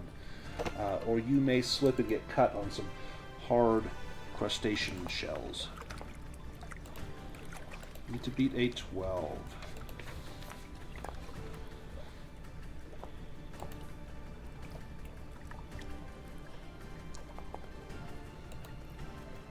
Edgar, do you want to spend Devil's Luck, or do you slip and take a little damage?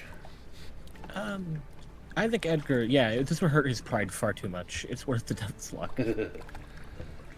Then you can, let's see, what did you roll? You got a 9. So you can spend the Devil's Luck to make the difficulty an 8, so you don't even need to re-roll, you just succeed.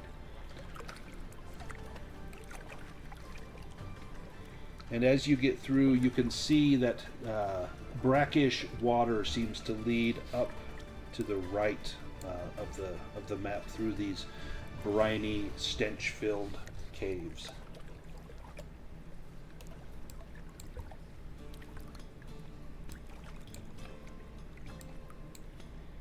Up ahead you see a pool of water, and this pool is deep. It's about waist deep through here. You can still get through it if you like. There's something up ahead. Looks like some sort of rocky outcropping just at the edge of the torchlight, and perhaps a boat, a vessel, a piragua. This is a vessel with a single mast, and it is decorated with runes and pictograms covered in dust. This must be at least 100 years old. There are several dead pirates in here, with their backs against the walls of the cave. They're rotting. Some of them look to have been dead for only a few weeks, with looks of abject terror on their faces. I say, right, Rummy Jack, I want you to stay behind me here and keep an eye on me, and I'm going to cast protection on myself. Perfect. Go ahead and do that. And Which lasts for an hour. Nice. And did you roll to see how many? Oh, you did, to see how many rituals or spirits per day that you can cast. Looks like Yes, 4. it did it itself, I think. Perfect. Excellent. So this will be you. You'll get basically armor, so you get like a D2 to your armor for 1 hour. So I'm actually going to mark your armor up to. It won't let me, and it won't let me. Well, we'll remember you've got some armor, some protection there. As Yep. Rummy Jack would take the wounds from you. Now, Captain Bog, you see this ship. This is seaworthy. This is much better than the raft that you have. And you suspect that if you waited until high tide, perhaps you could float this thing out of here. It would be difficult, but not impossible. Someone got it in here. This could be your way off the island, much safer than that raft. Well, and more importantly, is there any rum inside this vessel? Well, as you begin to dig around and look through, you can see that there are some tarps that are covering, looks like crates and barrels. Do you peel back the tarps to see what's in there? Sure. As you do, several spirits, ancestral spirits, rise up. They materialize and say, "Ye who would come to steal our goods, prove yourself to us. You may have our vessel. If you cannot prove yourself to us, you will die."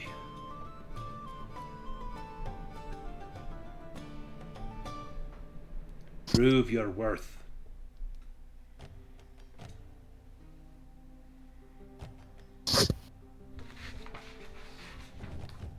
Well, spirits, I am on a quest from Triton himself. He's sent me here to recover some treasure. What treasure do ye seek? That I do not know, but Fluff Bucket received a map that detailed the location of some treasure in these caves, and I was visited by Triton himself, and told that it was here that the treasure lied. The spirit steps up to you to try to detect the lie in what you just said, and looks deep into your eyes and deep into your heart. But you truly believe that Triton came to you, and so it does not detect a lie. And it says, "Very well. Bring back the treasure you seek. You may have this ship. May it serve ye better than it did serve us." The treasure Aye, ye much seek obliged. is the orb of Shitulanka. May it serve you well.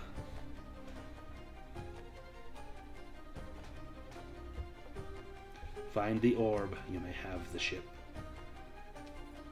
Pass much this way obliged. without it, and ye shall die.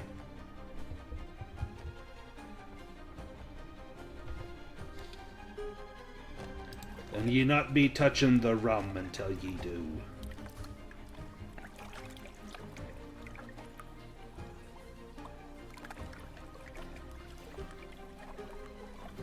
What do you do, Captain Bog? Well, much obliged, ye spirits. I will see that the orb is found. Yeah, that's the one time the insanity actually worked in your favor. Then the spirits beckon you into the caves.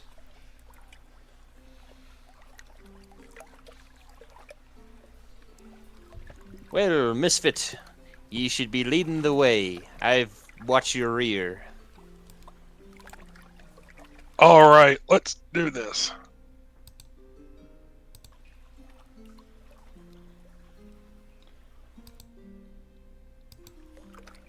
Did we? Oh no, there's Edgar. He's just down at the cave entrance. There's doors. Those doors lead out to the sea, so that's not actually doors. It would be more the slick passage that you'd need to climb through, Huh. just to keep people from wandering out there.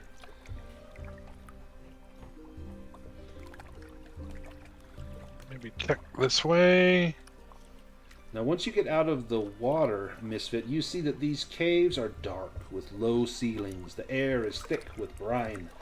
There are stalactites forming a labyrinth of twisting passages, and briny water pools that ebb and blow with the tide. Salt crystals jutting out from the rocky walls. Oh, don't let that scratch you.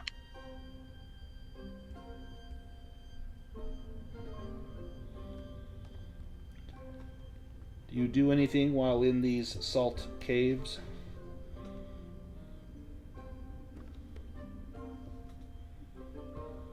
I'll take some salt.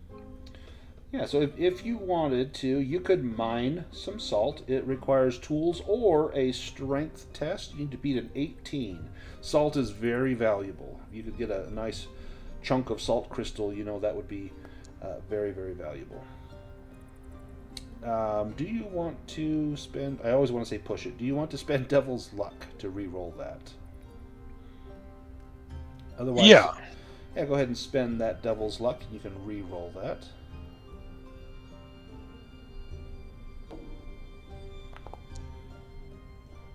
Oh, almost.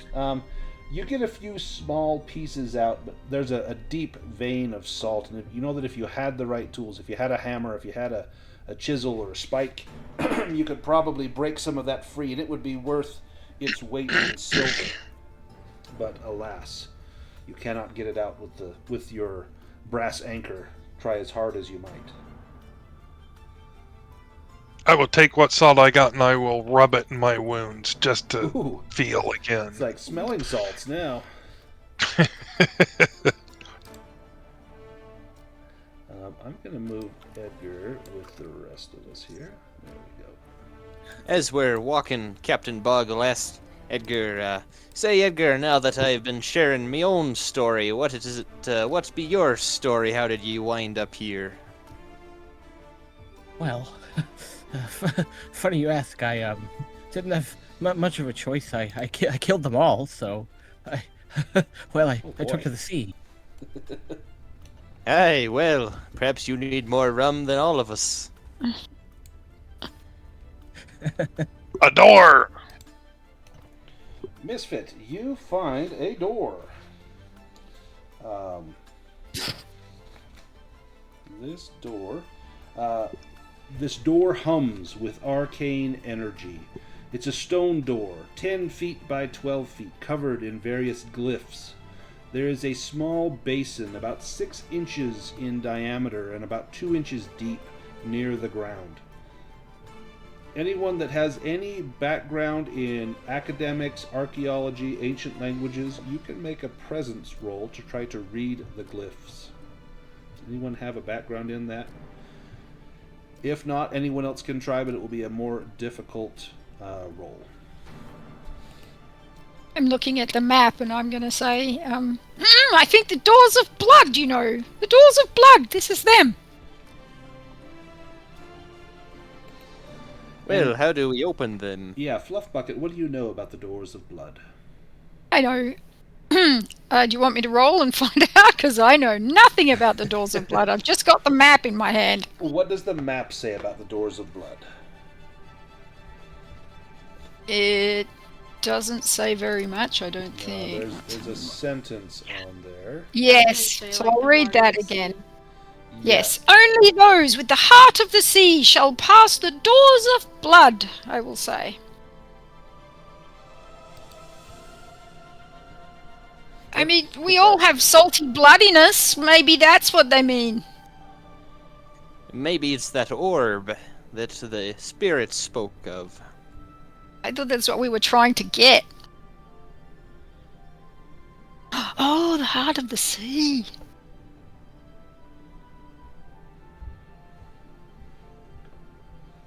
No, because that was the orb of Shitulanka. Yep. That's What what a I've name. written anyway. So when I was preparing this, I read that in my head and it didn't sound like Shitulanka.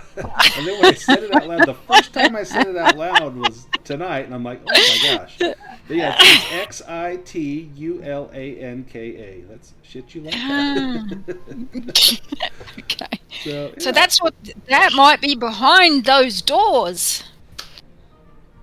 What say you, Rummy Jack? I say to nobody that anybody else can see.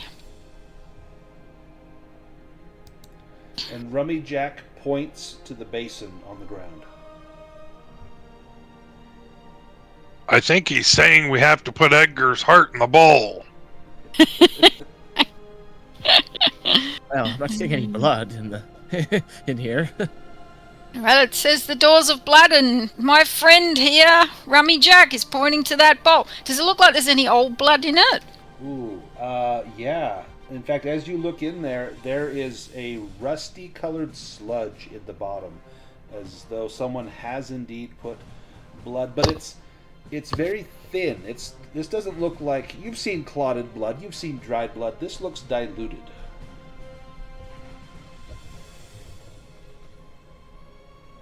Ah, blood and salt water.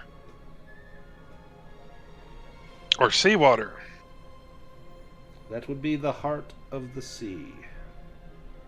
I have a bucket. I could go back to the sea and get some salty water with my bucket. Excellent. You go and retrieve salt water. Who's giving the blood?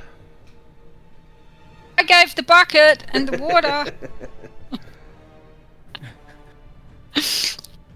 I say we roll for it. Ooh. Ooh. Okay. Lowest on a 6-sider loses. All right. Everybody roll a 6-sider. Lowest one has to slice their hand open. And it'll take 1 point of damage. Misfit with the 3 so far. Ooh. Oh. Fluff bucket. It falls upon you. You draw the short straw. Now, when you level up, you don't regain those hit points until you've had a full rest. If you spend that point, you will become broken. Or you can... It goes against everything in your being to say, not me. It goes well against all of my being. I start to back away and I say, Rummy Jack, protect me! I got the salt water! That's not fair! Ooh, how do the rest of you feel about this? This is a time-honored tradition to draw straws. Fluff Bucket drew the short straw, and now Fluff Bucket is backing away from that duty. You're right. You're too important. I was going to say I'm about to cast and get my other ghost, Bloody Mary, to possess somebody and cut themselves. Ooh. So I suggest you make a decision between yourselves. I'll take my new knife out and I'll cut my wrist or my hand, something like that. Never do the palm. I hate when they do that. It's Yeah, like the 'cause you worst. can't I know. grab anything. Like that's never gonna heal. That's right. You probably sliced maybe your forearm. It's been sliced before. It's covered in scars and maybe some cheap tattoos. You slice your forearm and drip it into that bucket of salt water. And then, Fluff Bucket, do you then pour that into that basin? Yes, I do. I hold his arm over it, and then I pour the salty water in with it to mix it together. When you do, the door begins to thrum with arcane energy, and then it slides away, revealing a passageway. Ta-da!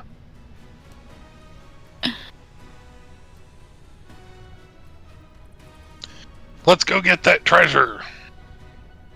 The shitty treasure.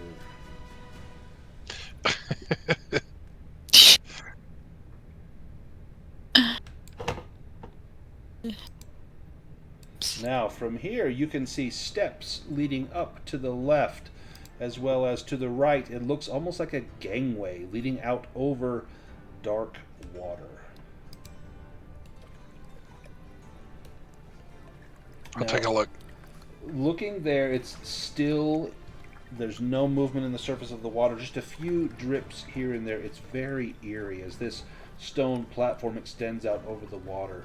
The water is deep, roughly, well, at least 30 feet, you would guess, just by looking at it, if not more. But you could dive down to the bottom if you chose to.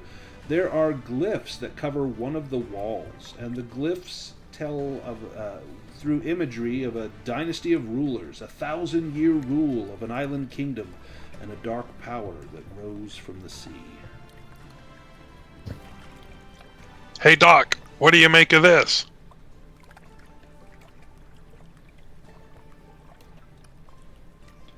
As you look at it, it sounds as though this structure has been here for a long, long time. It also looks as though you see an image of a stone box, perhaps a sarcophagus, perhaps a memorial box, and a king has been buried inside. There are pictograms of a bird-headed warrior with a club fighting some tentacled monstrosity. Oh, I bet there's a king's ransom down there. Now, you all know how to swim. It would just be an agility roll, a toughness roll to hold your breath to swim down to see what you could find.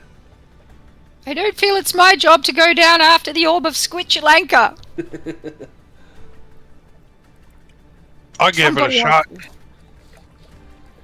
Give me a toughness Splash. test. Come on.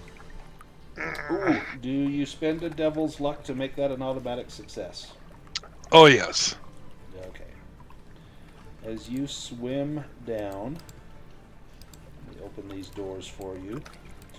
And it's dark in the water, so it's more by feel. You swim down to the bottom, and then you find this stone sarcophagus as you swim yourself down. And you can feel on the surface that there are carvings in here. It feels as though the lid will slide off. If you want to make a strength roll, you can slide that off. Surely there's nothing bad in here. Oh, how bad do I suck? Do you? I'm gonna use another one. Perfect. Okay, slide it. As you, let's see, as you slide. Do I need to roll again? Yeah, because if you had rolled an 8, it would have been an auto success. Because you could reduce the difficulty from 12 to 8, so you're going to have to re-roll that. There we go. Hey! As you slide it off, everyone else in the room, which right now is only Captain Bog, give me an agility roll, beat a 12, or take damage as darts fly out of the walls. And you get you dodge to the side as like a dart sticks you in your peg leg. And as darts fill the room.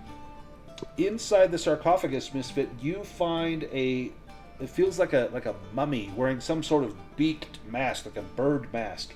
And in its hand is some sort of scepter. Feels like a rod, maybe 18 inches long. And I remember Doc Fluffy Bucket up there talking about a scepter. Perfect. So I'm gonna go ahead and grab it. What's the worst that can happen? You grab the scepter, you come up. You're going to need help getting up out of the water. So Captain Bog, you can reach down and pull him up. And you make it back. And in your hands, you see the Scepter of Sovereigns. This must be some tool to indicate the leader of these ancient peoples. And if this has any magical value, you're not sure. It's likely just something to mark the position of office. But this would surely fetch coin in the right hands. There are wealthy collectors in England and France who would pay a small fortune for something of this provenance. Only slightly cursed. Only So it doesn't cursed. have an orb on top of it, does not. It looks as though an orb could go on top. Like it's got like almost like a bird's claw reaching up, as though it could hold an orb, but there is no orb there. I think we shall have to keep searching. You go up those stairs.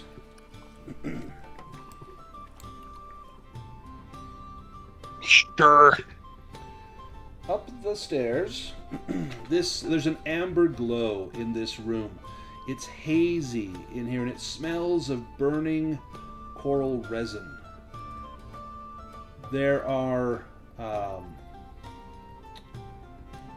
several tapestries on the walls, as well as several braziers burning some sort of stinky resin.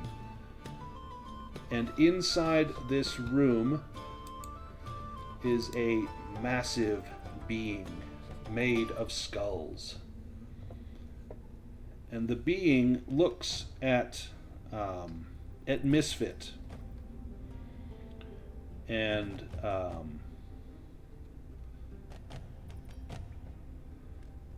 looks at the scepter in your hand, and it approaches but says nothing. It merely looks at that scepter.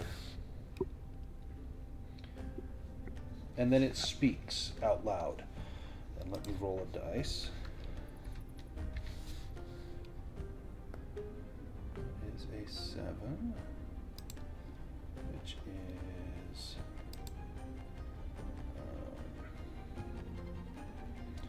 one of the skulls looks like the skull of a bird, and the bird begins to speak. In fact, I'm going to show you a picture here so you can see what all the different skulls are.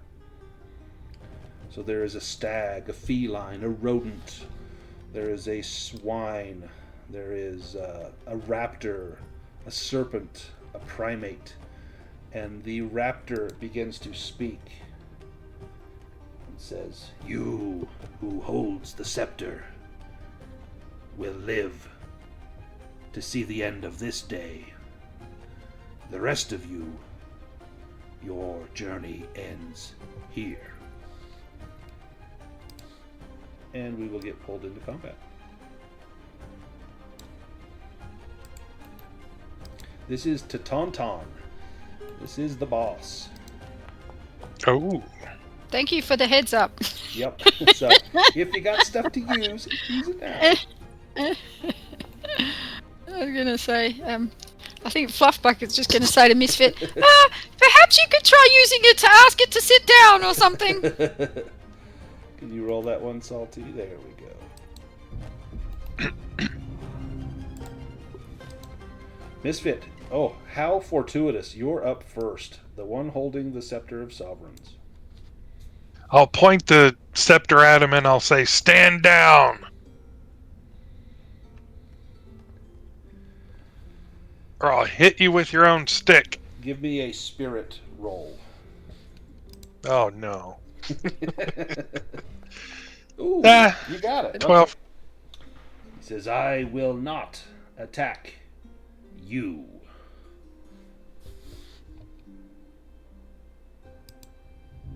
Well, then I will attack you. Salty, you're up. Okay, I'll try to maybe blast one of the skulls out with my musket. Okay.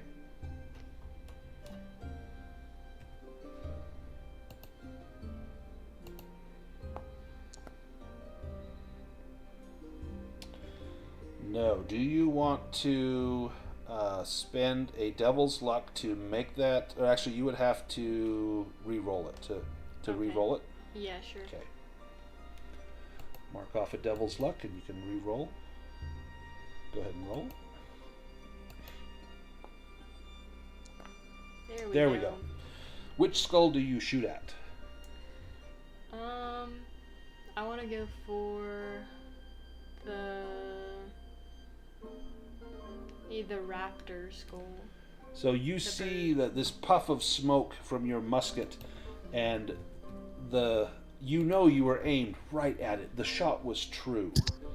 But then you see the ball buried in the wall in one of those tapestries against the far wall, passing cleanly through that raptor's skull.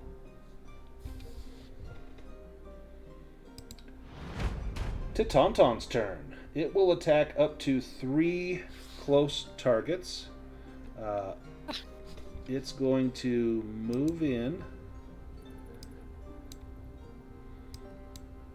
It's going to go for Salty, Fluff Bucket, and it'll hit Captain Bog on the way as it just kind of walks along the line, swinging an obsidian flail. So I need Salty, Fluff Bucket, and Captain Bog to make a defense roll.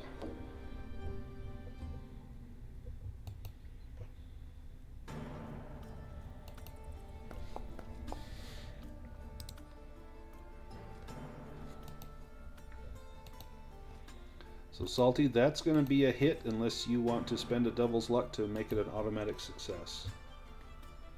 Well, I got a feature when we leveled up, and it said agility is +2 when defending. Oh. So I don't know if that does anything. That would make it, let's see, what's your agility right now is +3, so it actually doesn't help you that much. Okay. Yeah. So Captain Bog takes 4 damage. So do you want to spend a devil's luck to make that a success? Or do you want to take the hit, Salty? I'll take the hit. Okay, let's roll the damage. So Salty takes 4 damage. Captain Bog takes 4 damage. And for some reason, my roll is not going. Uh-oh. I can... did you target I had the to Tauntaun? target him. If you target him, it lets you roll the defense. I gotcha. Okay. There we go. I'll try that. Okay. And you get a -2 because of the spirit, Okay. like to armor, basically. So if you take damage... Yes. Oh! Okay, a critical success. So you can make an immediate free attack against him. Am I too close to shoot her with the flintlock? No, you so can shoot at close range. okay, I'm gonna shoot it with the flintlock.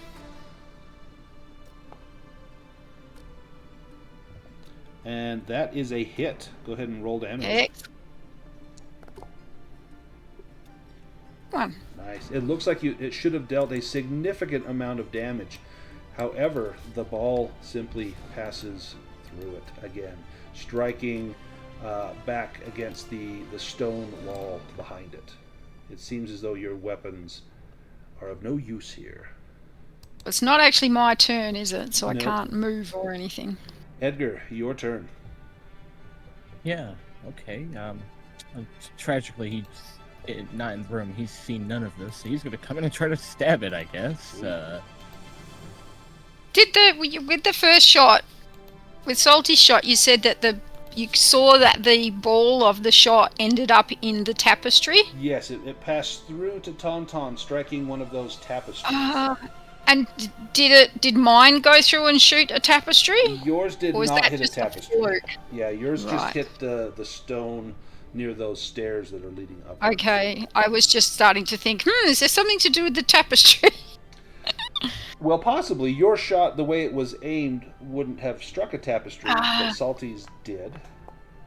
Okay. Excellent. Edgar, your blades sing as you dance around this creature. And you know that you score hit after hit, stabs and thrusts and cuts. But then when you look at it, it's as though no damage has taken place. Fluff Bucket, your turn. Now there is a tapestry just behind you, and it looks to be similar in the iconography from that sunken tomb room.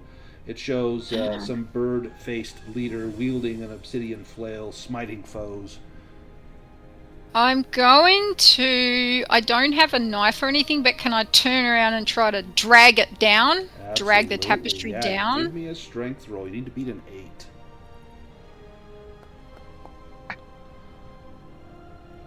Got it. You wrench it off the wall, and you see Tauntaun flinch as you pull it off the wall.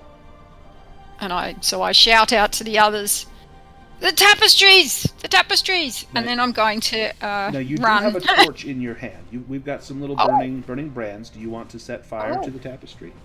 Yes, absolutely. I will do that. Perfect. Well, as you ignite the tapestry, let me roll a die.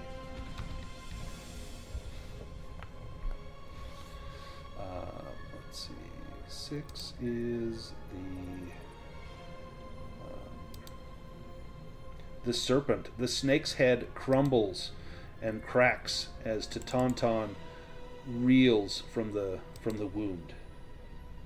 I'm going to run towards, away from that guy and to Tauntaun and try to get to another tapestry. So. And they're all kind of spaced around the room. And now that you look, there were 7. Now there are 6 of them, just as there were 7 skulls, and now there are 6. Captain Bog. I'm heading in this direction. Perfect. Captain Bog, you're up. Well, seeing the effect that this tapestry had on him, I will also begin destroying the tapestries. So there's one right behind you. You could set a torch to it. I will set it on fire and tear it off the wall.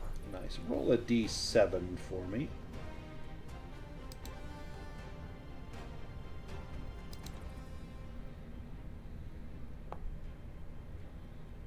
And you destroy the swine. The boar's head begins to blacken and crumble and then crack with a loud pop. And Tauntaun staggers backwards as the boar's head is broken. Misfit, you're up next. Misfit's gonna be like counting on his fingers, and then all of a sudden his face lights up and he realizes what everybody's doing, and he as well will run over to the wall Nice. to destroy a And tapestry. there is a tapestry there. And as you set fire to it, roll a 1d7.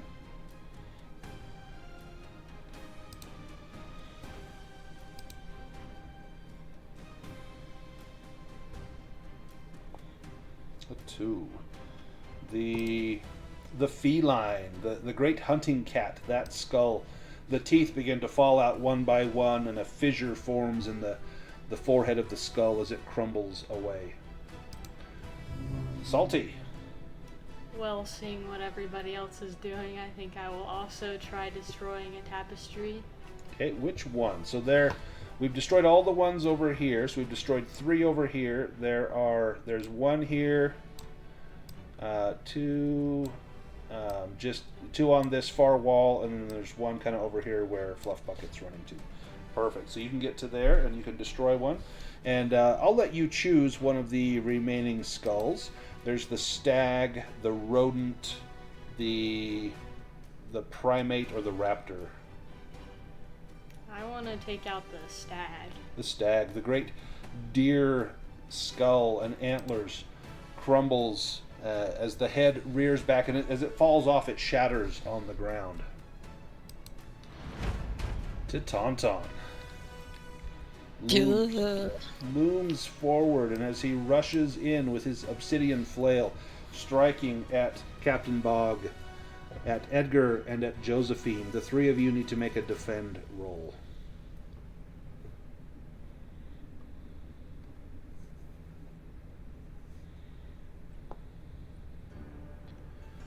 Nice. Captain Bog, you dodge.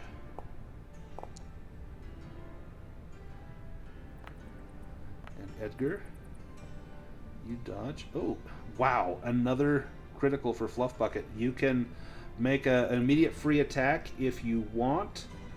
You can move and burn another tapestry. I'm going to move and burn a tapestry because I would need 2 turns to reload my pistol, and it's not working anyway. So I will run forward and attempt to get this So, yeah, there's tapestry. probably one right up here you can get to, and you burn it. And we'll say that the primate skull shatters as you set fire to it. So now there's just 2 tapestries on this far wall. Edgar, you're up. Yeah, Edgar will. Looks like you guys kind of got it covered. He's kind of just having a good time. He's counting the skulls on this thing. He's counting the teeth, how many eyes there are, and he's just trying to stab each thing as he's counting it. Nice.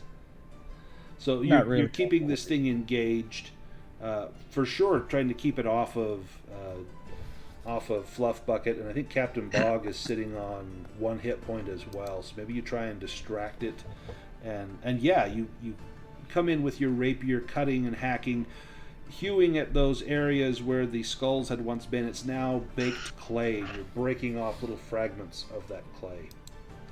Fluff Bucket.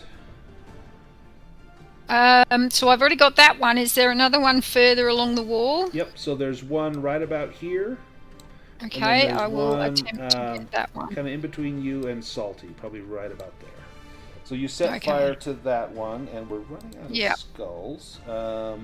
The rodent, the little rat skull, shatters and breaks. And Captain Bog, you're up. Well, where's the last tapestry? In between Fluff Bucket and Salty. It's right about there. You can move 6. 1, 2, 3, 4. Let's see. 1, 2, 3, 4, 5, 6. Yeah, okay. And you set fire to it? I do. I tear it off the wall and destroy it. When you do this, the last skull cracks, and Tauntaun is now headless. Tauntaun is now vulnerable as he doubles his efforts. Misfit, you're up. You sense that Tauntaun is wounded and vulnerable. Now it's time to take him down. All right, I'm gonna hit him with the scepter. Ooh, nice. How do I do that? So just make a strength roll. You want to beat a 10? No. Do you have a devil's luck to re-roll? No, I've used them all. Ah, shoot. Can Fluff Bucket call out? Come Yes. on, Edgar! Give him another whack! You got it. So as you And I'll use call out, one. Misfit, make another roll. Strength roll. Oh, it was almost a 20. And you need a 10 to hit this guy. No. Alas, 'twas not meant to be. Salty. I will take a shot with my musket. Now, do you need to load? Yeah, so you have to Yeah. load your musket. That'll it'll actually Okay. take you 2 turns to load that musket. Is that what you want to do? Or do you want to go attack with your knives? I'll attack with my knives. Then. Okay. So if you can hit with the first one, the second one will auto hit.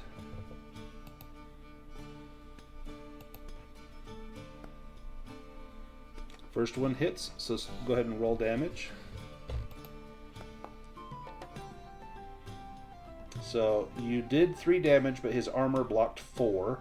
Roll a 1d4 for me again for the second hit.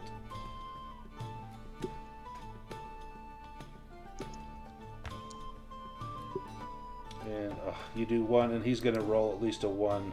So you're using your blunt dinner knives here. His armor was only 2, but still, you're unable to pierce him with those knives. This armored foe is a very difficult one indeed. Because Edgar and Misfit are trying to keep him over there, he's going to make his 3 attacks. But since he is in a rage, he's actually going to do 2 attacks on each of you. So I need both Edgar and Misfit to do a defend roll. Hey, he said he wasn't gonna kill me.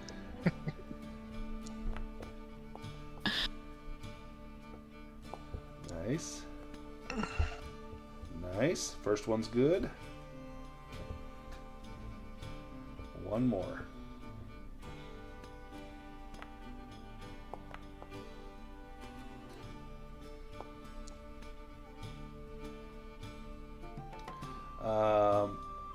So Edgar, you defend both. Misfit, you are going to take a hit. How many hit points do you have right now? You got plenty. Yeah, let me roll 13. the damage against you. You take a wee 2 points. Edgar, your turn.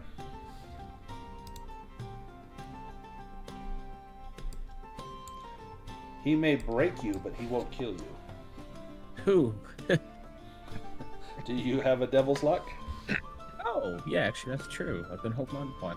So you can just make it an auto hit if you like and just roll damage. Yeah, sure.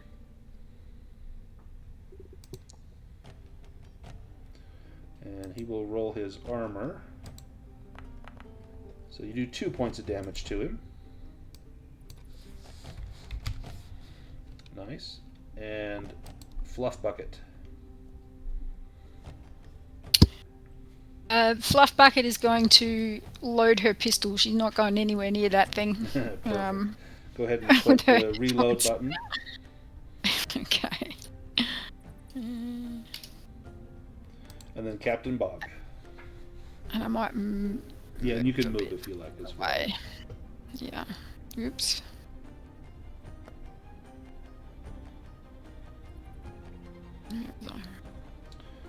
Do you have a devil's luck, Captain Bog?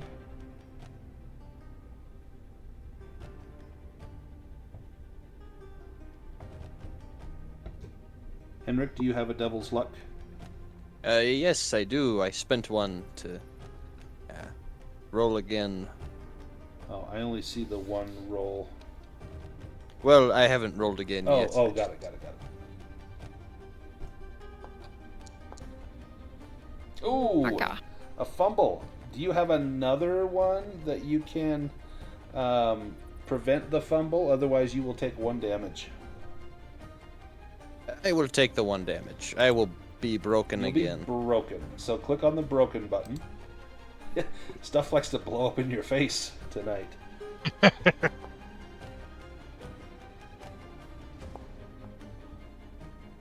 Another hemorrhage, death in 2 hours. So, yeah, you've been here before. Misfit, you're up. Well, at least it wasn't a monkey's head this time. All right, I'm swinging that scepter again. There we go. Bam! All right, roll 1d12.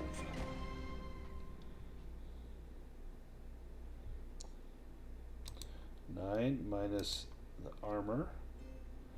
So 6 damage. Oh, it's got 2 hit points left. Salty. Okay, I will attack with my knives again.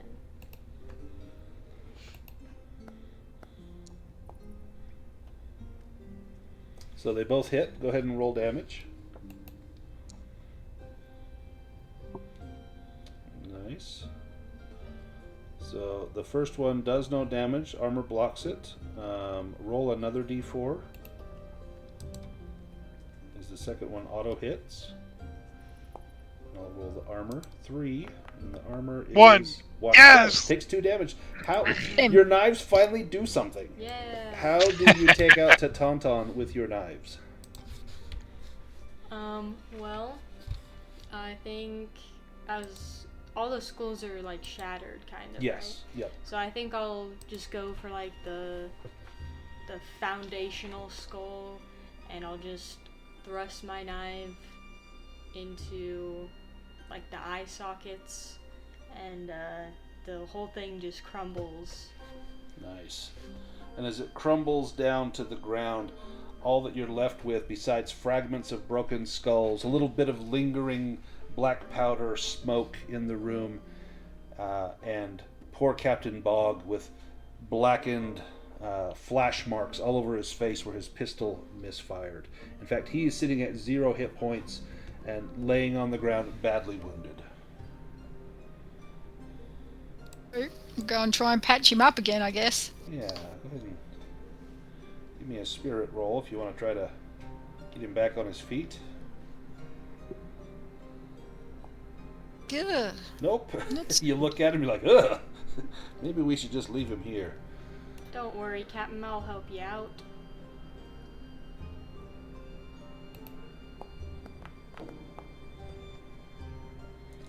Well, good intentions and all that. The captain, he's in no shape to go anywhere. He'll need to be carried unless he has a 1 hour rest to try and recuperate from his injuries. Do we think Tell it's us safe more. enough to do a 1 hour rest? Well, We you, just- you do have that room up at the top of the stairs. Fluffbucket, you can see that sun seeps through cracks above. Not only do you see the staircases leading up to a stone platform, but atop a plinth you see the sparkle of an orb, as well as thousands of silvers worth of treasure in this room. Jade animal statues, ancient coins, pots and cups, colored gemstones, stone tablets. You have found the orb of Shitulanka. Situlanka, we'll call it. This would be a safe place to rest if you want to do a short rest here and tend to the captain's wounds. So, Captain Bog, I feel that you may cheer up a little if you can just get yourself up these stairs. And you probably bring out a handful of gold, or maybe a flagon filled with gold and silver coins. And Captain Bog, your eyes widen, and you pull yourself up from the dregs of despair and sure death at the lure of gold up ahead. This is what Triton promised you. just up through here. Aye, indeed.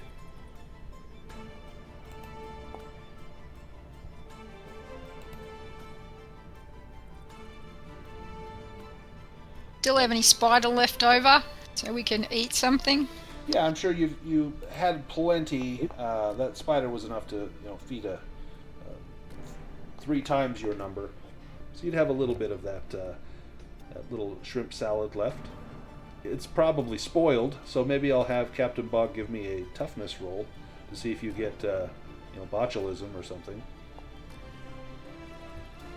Well, you will have just a little bit of nausea. It will pass swiftly. You've eaten far worse, but the protein is more important at this point, just to keep you going throughout the day. Having recovered the orb, filled your pockets with as much loot as you can take. And my bucket. And your bucket. Yeah, no longer need the salt water and blood mixture. You grab as much as you can. Do you trade that orb with the ancestral spirits for that ship?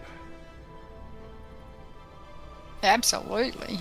Aye, I think we have no use for the orb. So, Fluff Bucket, maybe describe for me, as you are a sorceress and you commune with these spirits, how do you make this exchange to them? I'm flanked by Bloody Mary and Rummy Jack, and I step towards them and bow most reverentially and hold out the orb. Pale hands reach out and touch the orb as the spirit closes its eyes and thanks you. And then it steps back and says, "The ship be yours. May it serve ye well." Be the name of this ship, sir? The name it had once is not the name it shall carry evermore, but the name that it had once was the Golden Garters. Ye may rename this vessel, as now it belongs to ye.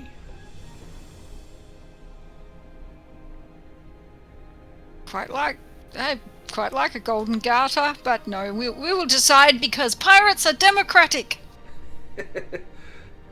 Meanwhile, Misfit's over there picking his ear with the blunt end of a spoon. We call the ship the earwax. So high tide is flowing in, and you manage to walk the ship out through one of the larger cave entrances. You probably make several trips to put as much of the treasure as you can into the ship. And as you leave the cave, not even looking back at Rum Key, filled to the brim with gold and silver and jade and gems, you head off towards the sunset, towards the west, to whatever adventure awaits you next time. And that's the end of the session. I'm surprised nobody died. We came pretty close. Yeah. Several times. Almost had a TPK at the beginning. Let's go ahead and do one more level up for completing. I think I've ever rolled that consistently well in a game in my life. That was fantastic.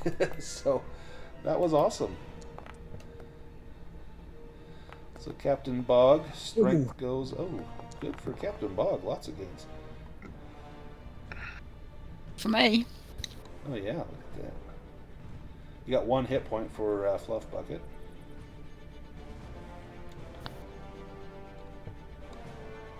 Nice. Edgar gets calculating Cutthroat class feature. That's awesome. It is nice. The Crit stats on itself 19s or almost 20s. terrible. Agility 4 though, that's really good. Yeah. Yeah, that's actually really good for him. That feature. So then it says we have to update your weapon. So let me update your weapon. Crit on. Ooh, I got 4 agility. That was good. Yeah, it feels good. Although I lost everything else. Oh no, I went up to on spirit. I'm a 0 spirit. I actually have good stats. I shouldn't complain. Yeah. Let's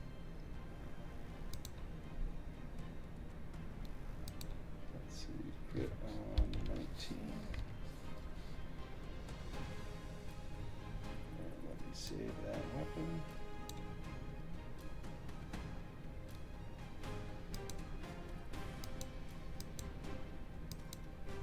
There we go. Alright, now your rapier should crit on a 19 or 20. Let's see what else we've got. Salty Pete with a whopping 2 hit points. You lose a ton of stuff. Yeah. Ouch. But you get intimidating presence. Oh, so strike fear into your enemies. Nice. And what else do we have? Clairvoyance. Captain Bog. Oh, Captain Bog got Boomstick. Oh, you find a top-of-the-line blunderbuss? Nice. That's awesome. And then rounds of shot. Excellent.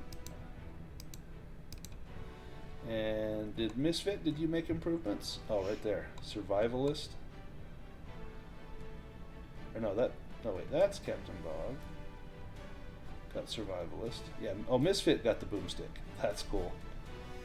So are you going to use the Boomstick, or are you going to stick with the brass anchor? Boomstick. That would be fun. Very cool. Awesome. Well, that is Pirate Borg, and you did awesome. You did really well. Completed the adventure. You've got stories to tell around the tavern. You've got money, experience, and many more adventures to go from here. Any questions about the game, about the system, or about the scenario? Well, let's go back to our landing page. Awesome. Well, that was fun. I had a blast. It's a fun game. It's kind of punishing the dice because man, you just want more devil's luck. It's like I want one more, I mean, you got a 60% chance in most cases of failing unless you've got good modifiers. So 40% chance of success, but the devil's dice definitely help that out. And I think what mostly makes it fun, I love that you have to defend against the attacks as well. I think that's a really cool feature.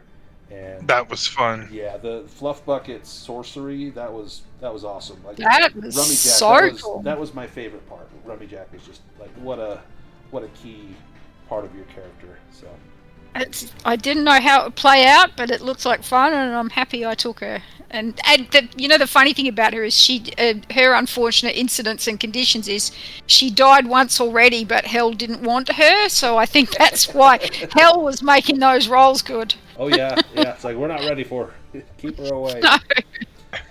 Awesome. So what did you guys think of Pirate Borg? What was, something that will be your takeaway from this? Something that you liked, something that you didn't like?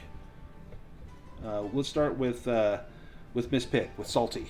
What did you think of Pirate Borg? I really enjoyed it, yeah. I think the concept with, the pirates is really Yeah, fun. just the theme. Yeah. It's like Pirates of the Caribbean, only it's like, if it were married to Call of Cthulhu kind of thing. Exactly, yeah. So, awesome. It's very much like the Disney movies, only we put a lot more blood and guts in it. But, there's supernatural entities and things like that. Yeah, it was awesome. What about you, Craig, that played Misfit? What did you think? I know that you're the one that has been wanting to play this for a long time.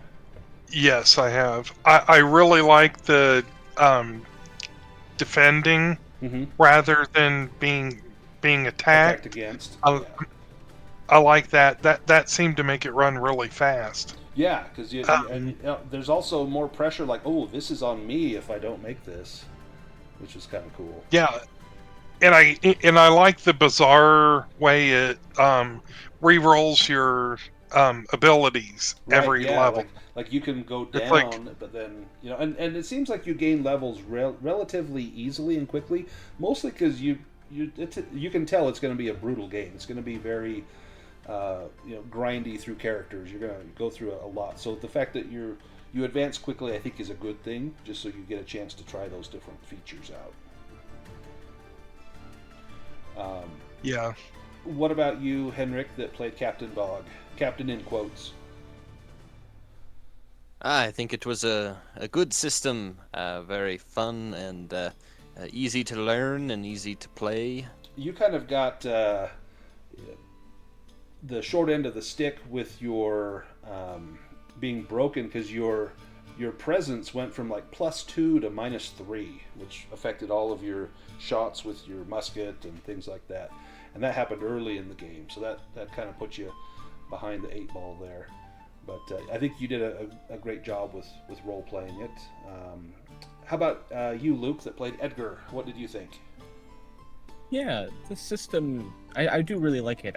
You mentioned it. My favorite part is definitely that you defend from attacks. I don't know, it just feels like you're more involved. And Yeah. So you've got somebody something to do when it's not your turn, if you're being attacked against. And so you almost have to save a devil's luck for defending, just in case. Yeah, I really like the Devil's Luck. It felt like a good mix of, not being too strong, because like you say, you don't get that much, but also being super helpful. Yeah. And Tina, that played the lovely Fluff Bucket. I thought you were not going to survive the first battle. That's why I had to get another character fully ready. Yep. So, but she made it. So I think my favorite thing. I mean, I enjoyed everything about it, but I really loved I used the random character generator, and I just love the way, even if you didn't use the random one, that what you choose makes such a difference that your character kind of hits the ground with so much personality already. Yeah, So all of the I really background enjoyed stuff, that. idiosyncrasies, all of those things just really flesh out your character in a very interesting way. Yeah.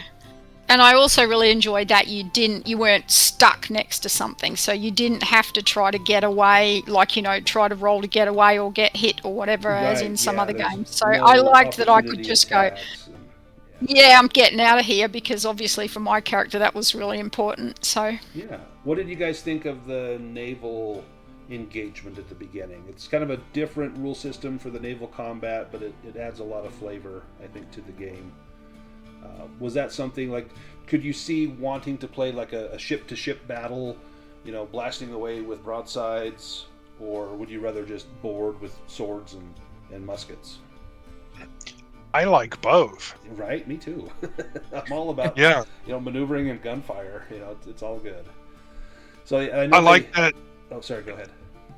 I like that everybody could do a crew chore. Yeah, everyone has a little something they can do. Fire guns or raise the sails, things like that. Keeps everybody involved. Yeah, I know there is a scenario that is basically you take a couple of pirate ships and go try and defeat another fleet of pirates and take the loot. And I think that would be fun to actually do the full length. Whereas this one, it's just do a couple rounds and then you run into the rocks to just give people a taste of it. It'd be fun to actually go until one ship is sinking or on fire or has been boarded and everyone, you've cleared the deck. I think it'd be a lot of fun. So, awesome. Well, thanks you guys for playing. I had an absolute blast. Thanks for letting me run you through this. And I look forward to playing with you all again soon. I'll get the video posted and hopefully we can do this again.